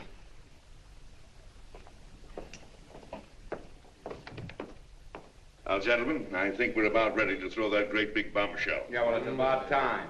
Even a conservative estimate shows that we can count on anywhere between 10 and 20 million John Doe votes. Now, add to that the labor vote that Mr. Bennett will throw in, and the votes controlled by Mr. Hammett and the rest of you gentlemen in your own territories, and nothing can stop us. As I said before, I'm with you, providing you can guarantee the John Doe vote. Don't worry about that. You can count on me on one condition. Little Bennett's got to be taken care of. Didn't I tell you that everybody in this room would be taken care of? My agreement with you gentlemen stands. I'm with you, DB, but I still think it's a very daring thing we're attempting. These are daring times, Mr. Barrington. We're coming to a new order of things. There's too much talk been going on in this country. Too many concessions have been made. What the American people need is an iron hand. You're right. That's true. You're quite right, D.B. Discipline. Right. And now, may I offer a little toast to Miss Ann Mitchell, the brilliant and beautiful lady who is responsible for all this. Miss Mr. Norton, I'd like to talk to you alone for a minute. Oh, Miss Mitchell has something to say to us. That's fine.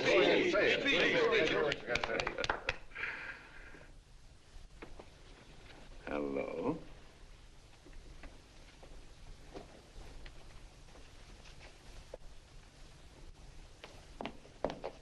John, I'm so glad to see you. I was terribly worried. Did you write this?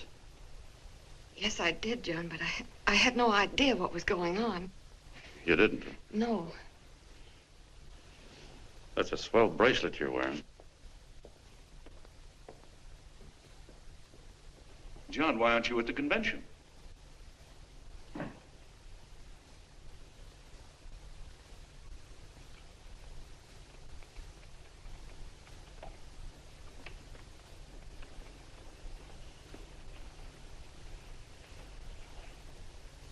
Is there anything wrong? No, nothing's wrong. Everything's fine.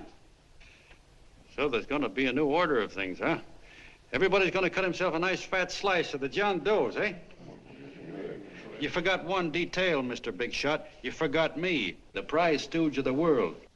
Why, if you or anybody else thinks he's going to use the John Doe clubs for his own rotten purpose, he's going to have to do it over my dead body. Oh, hold on a minute, young man. Hold on. That's rather big talk. I started the John Doe clubs with my money, and I'll decide whether or not they're being properly used. No, you won't. You're through deciding anything. And what's more, I'm going down to that convention, and I'm going to tell those people exactly what you and all your fine-feathered friends here are trying to cook up for them. And I'm going to say it in my own words this time. Stop him, You ruined us, D.B. Wait a minute, fella. My uncle wants to talk to you. Listen to me, my son. Before you lose your head completely, may I remind you that I picked you up out of the gutter and I can throw you right back there again?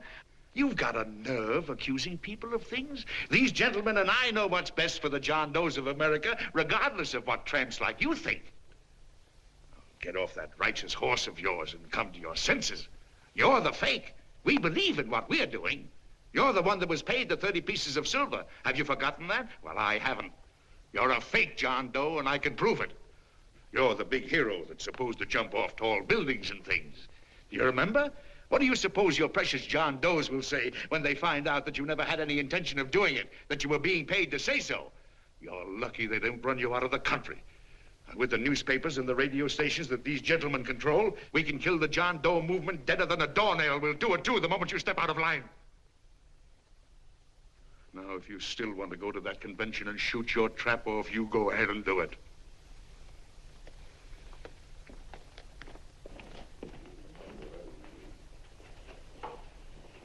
You mean to tell me you'd try to kill the John Doe movement if you can't use it to get what you want? You bet your bottom dollar we would.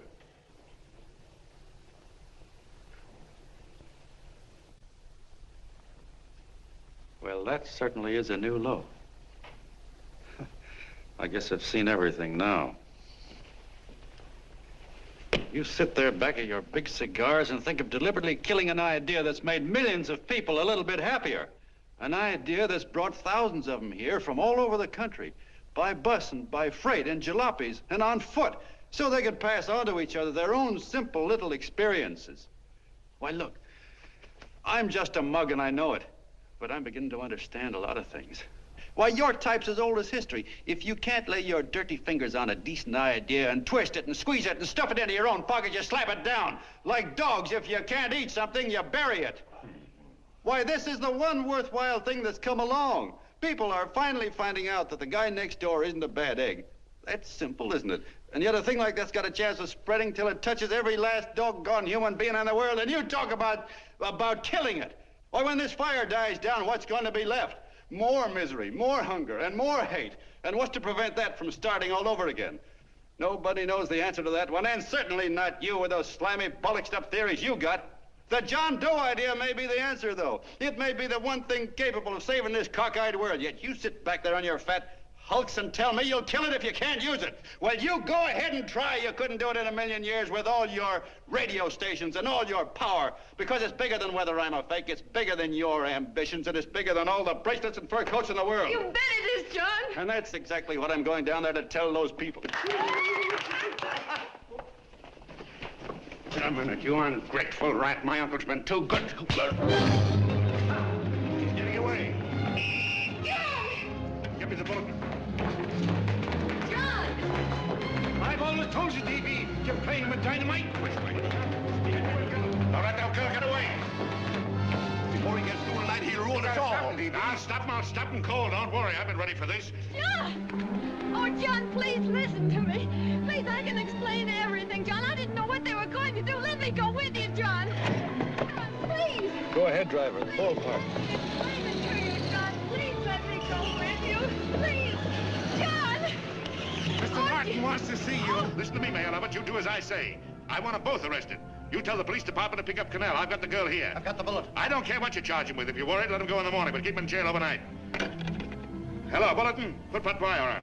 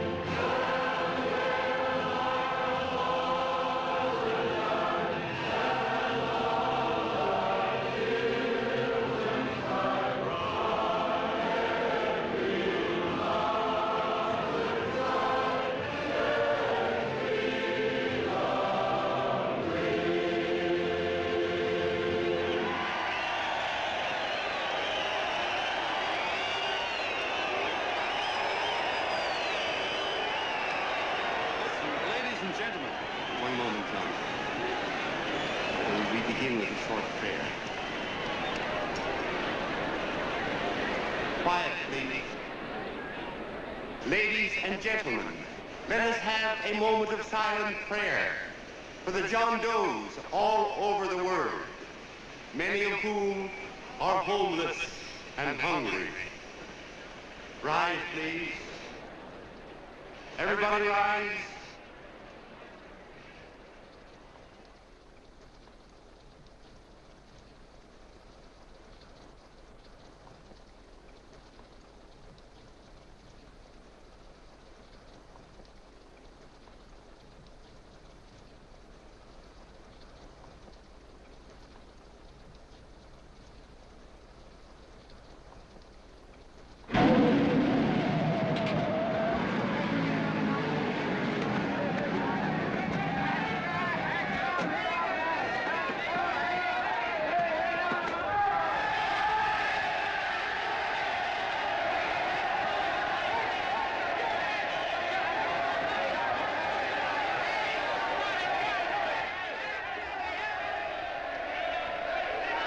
Newsboys. Hundreds of yelling newsboys are swarming into the park like locusts. They're yelling John Doe's a fake. Fake.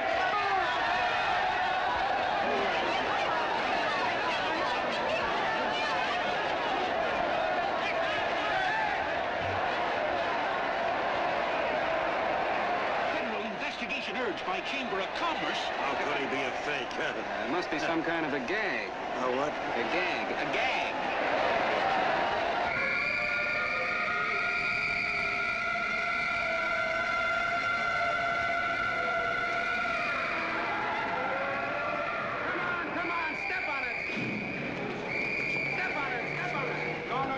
business now, so let's get going. Wait for the paper. Hey, miss, will you autograph my balloon? Sure.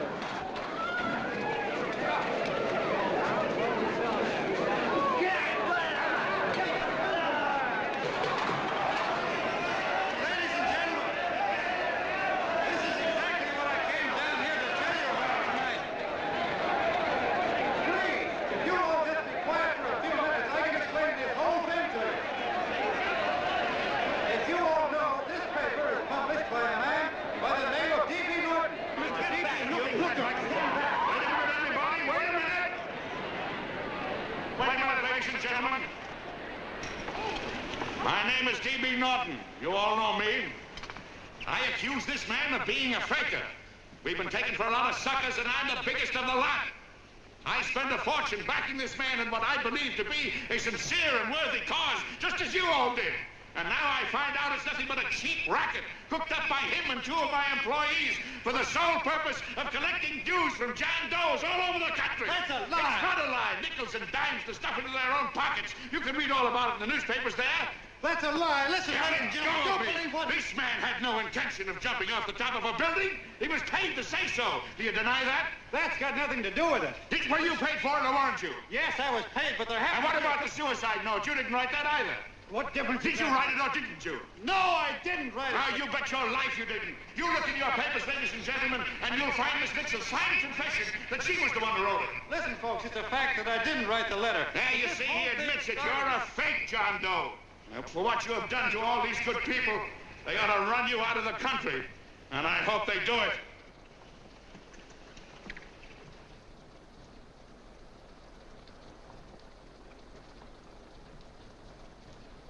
Speak up, John. We believe you.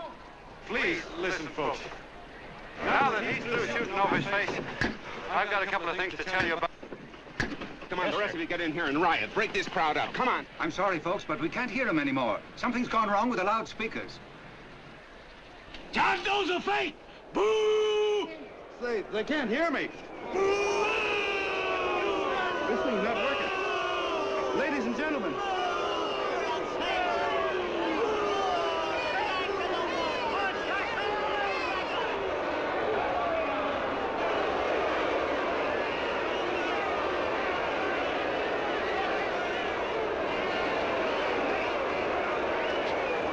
This thing's bigger than whether I'm a fake. Look, Kirk, you believe me, don't you? Sure, I believe you. Walking my legs off, thinking up 5,000 signatures for a phony. Well, there you are, Mr. Doe. 5,000 names asking you not to jump off any roof. It makes no difference, Bert. The idea's still good. We don't have to give up our club. Yeah, well, you can have it. They're starting to throw things. Somebody's going to get hurt. I'm afraid it'll be John Doe. Listen to that mob. I've got to go to him. All right, lady. Hey, what's your order? Oh, let me go. I want to go to him. Oh, please. Please let me go. They're crucifying him. I can help him. Sorry, sister. We got orders to hold. Orders from who? Can't you see it's a framer? And oh, Mother, they won't let me go. They won't let me go. Listen, folks. You gotta listen to me, everybody. Back to the jungle, you hobo! Just another racket. Stick to your clubs. We've been fed baloney so long, we're getting used to it. The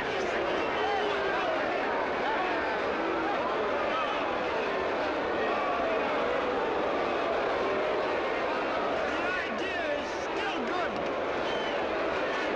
Believe me, folks. Listen, John Doe, you're the hope of the world.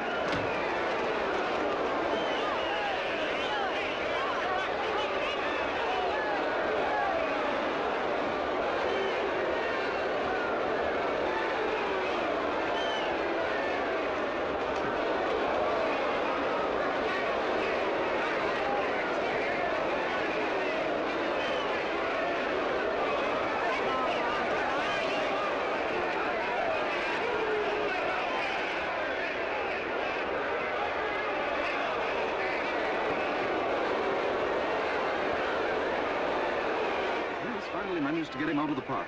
But if that boy isn't hurt, it'll be a miracle. Ladies and gentlemen, this certainly looks like the end of the John Doe movement. Well, boys, you can chalk up another one to the Pontius pilots.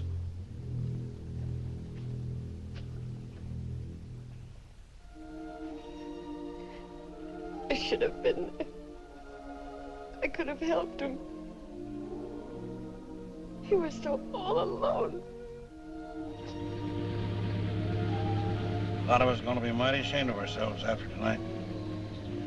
We certainly didn't give that man much of a chance.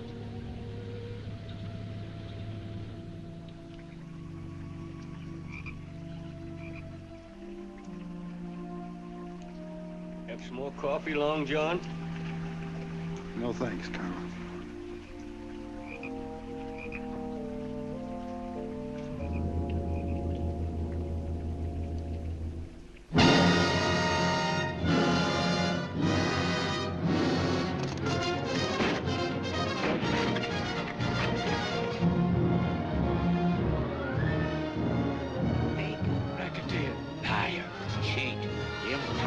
Why don't you jump? Christmas Eve at midnight.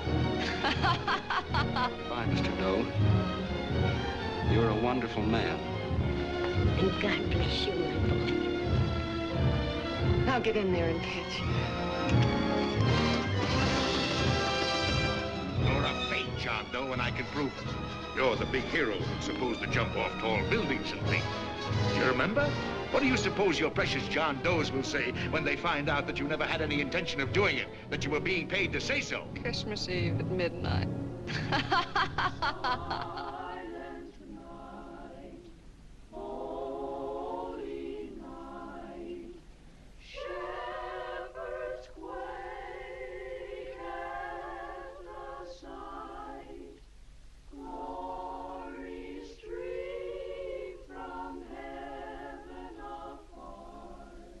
Merry Christmas, son.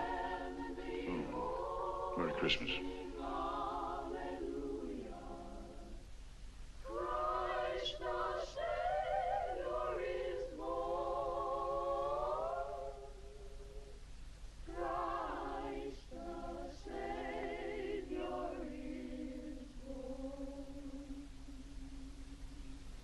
Thank you, sir.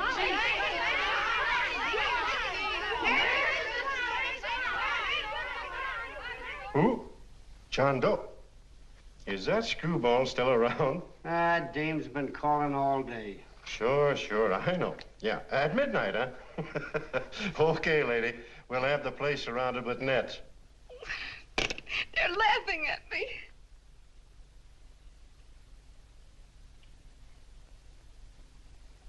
You're a sick girl, Anne. You better take it easy. Whom are you calling now? You called that number not 10 minutes ago. Hello, Mr. Canal. Have you seen him yet? Have you... Now listen, Ann, he can't possibly get in without our seeing him. I'm watching the side door and the colonel's out front, so stop worrying. Oh. Thank you.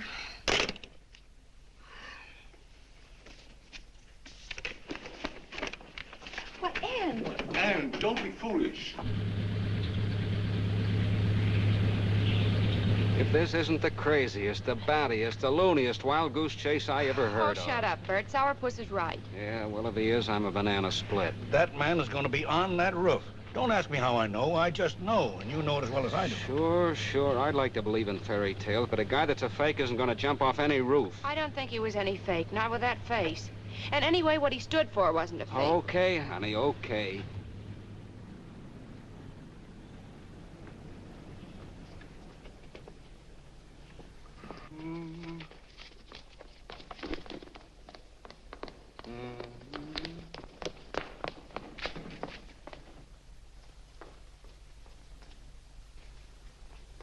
Elevators ain't running. Colonel, You shouldn't get out of bed, miss. has he been here? No, Have you seen him? I ain't seen him for a week. Where's Canal? He's watching the other door. Oh, gee, you're swell. Oh. No sense in going up there. I've been here for hours. He ain't here. Let me go, will you? Now, that's crazy. It's 14 floors.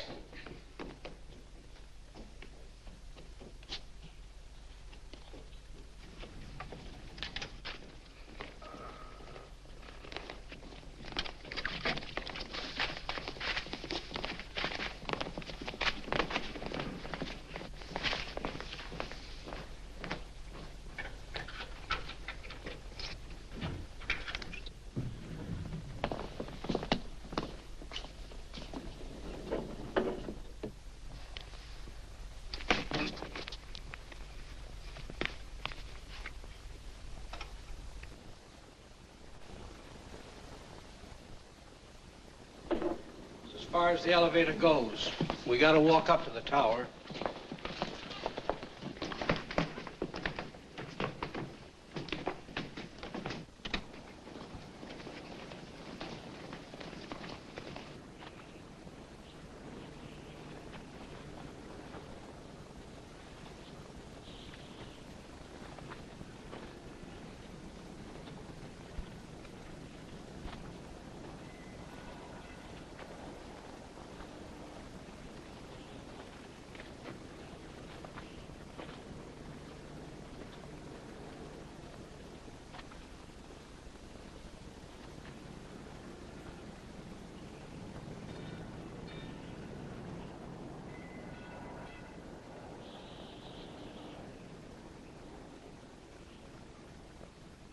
That tramp was probably full of Christmas cheer and asleep in some flop house.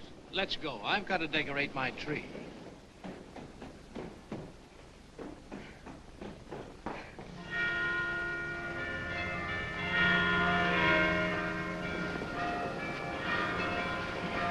Well, I give up.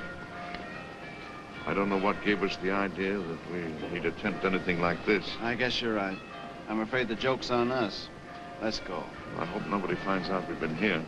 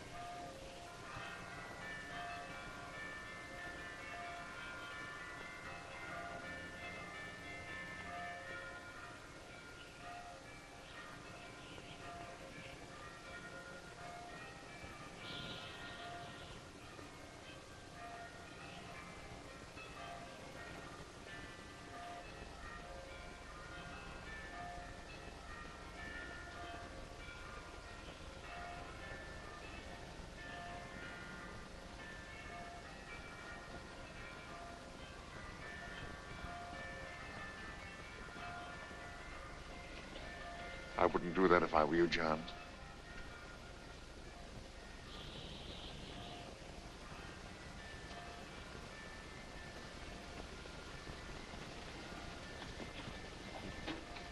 It'll do you no good. The mayor has policemen downstairs with instructions to remove all marks of identification you may have on your person. You'll be buried in Potter's Field and you will have accomplished nothing.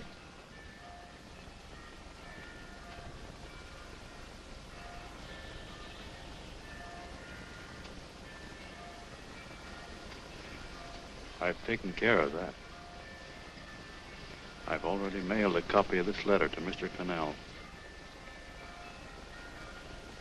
John, why don't you forget this foolishness? Stop right where you are, Mr. Norton, if you don't want to go overboard with me.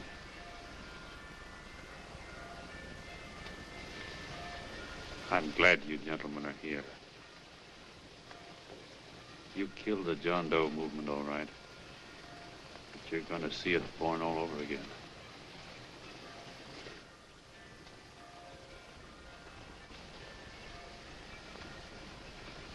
Now, take a good look, Mr. Norton.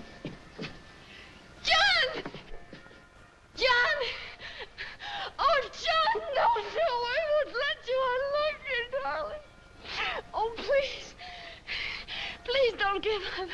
We'll start all over again. Just you and I. It isn't too late. The John Doe movement isn't dead yet. You see, John, it isn't dead or they wouldn't be here. It's alive in them. They kept it alive by being afraid of. That's why they came up here. Oh, darling. Sure, it should have been killed. It was dishonest. But we can start clean now. Just you and I. It'll grow, John, and it'll grow big because it'll be honest this time. Oh, John, if it's worth dying for, it's worth living for. Oh, please, John. Oh. Oh, please, please, God, help me. John, look at me. You want to be honest, don't you? Well, you don't have to die to keep the John Doe idea alive. Someone already died for that once. The first John Doe. And he's kept that idea alive for nearly 2,000 years. It was he who kept it alive in them. And he'll go on keeping it alive forever and always. For every John Doe movement these men kill, a new one will be born. That's why those bells are ringing, John. They're calling to us. Not to give up, but to keep on fighting, to keep on pitching. Oh, don't you see, darling? This is no time to give up. You and I, John, we... Oh, no. No, John. If you die, I want to die, too. Oh, I love you. Oh, John.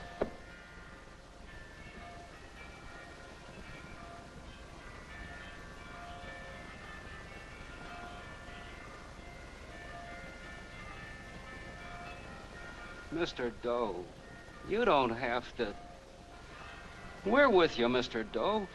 We just lost our heads and acted like a mob. What Bert's trying to say is that we need you, Mr. Doe. There were a lot of us that didn't believe what that man said. We were going to start up our John Doe Club again, whether we saw you or not. Weren't we, Bert? And there were a lot of others that were going to do the same thing.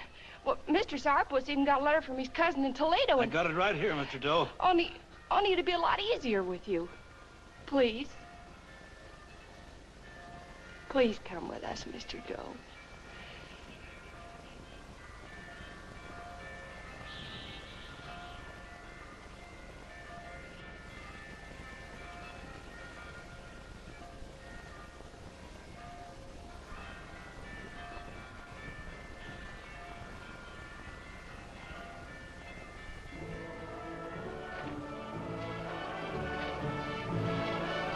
Long John. Mr. Doe. Here, we'll help you with her. She'll be all right. Mr. Doe, take her right down to the car. And right up. Look, we got a car right down to her. They are, Norton, the people. Try and lick that.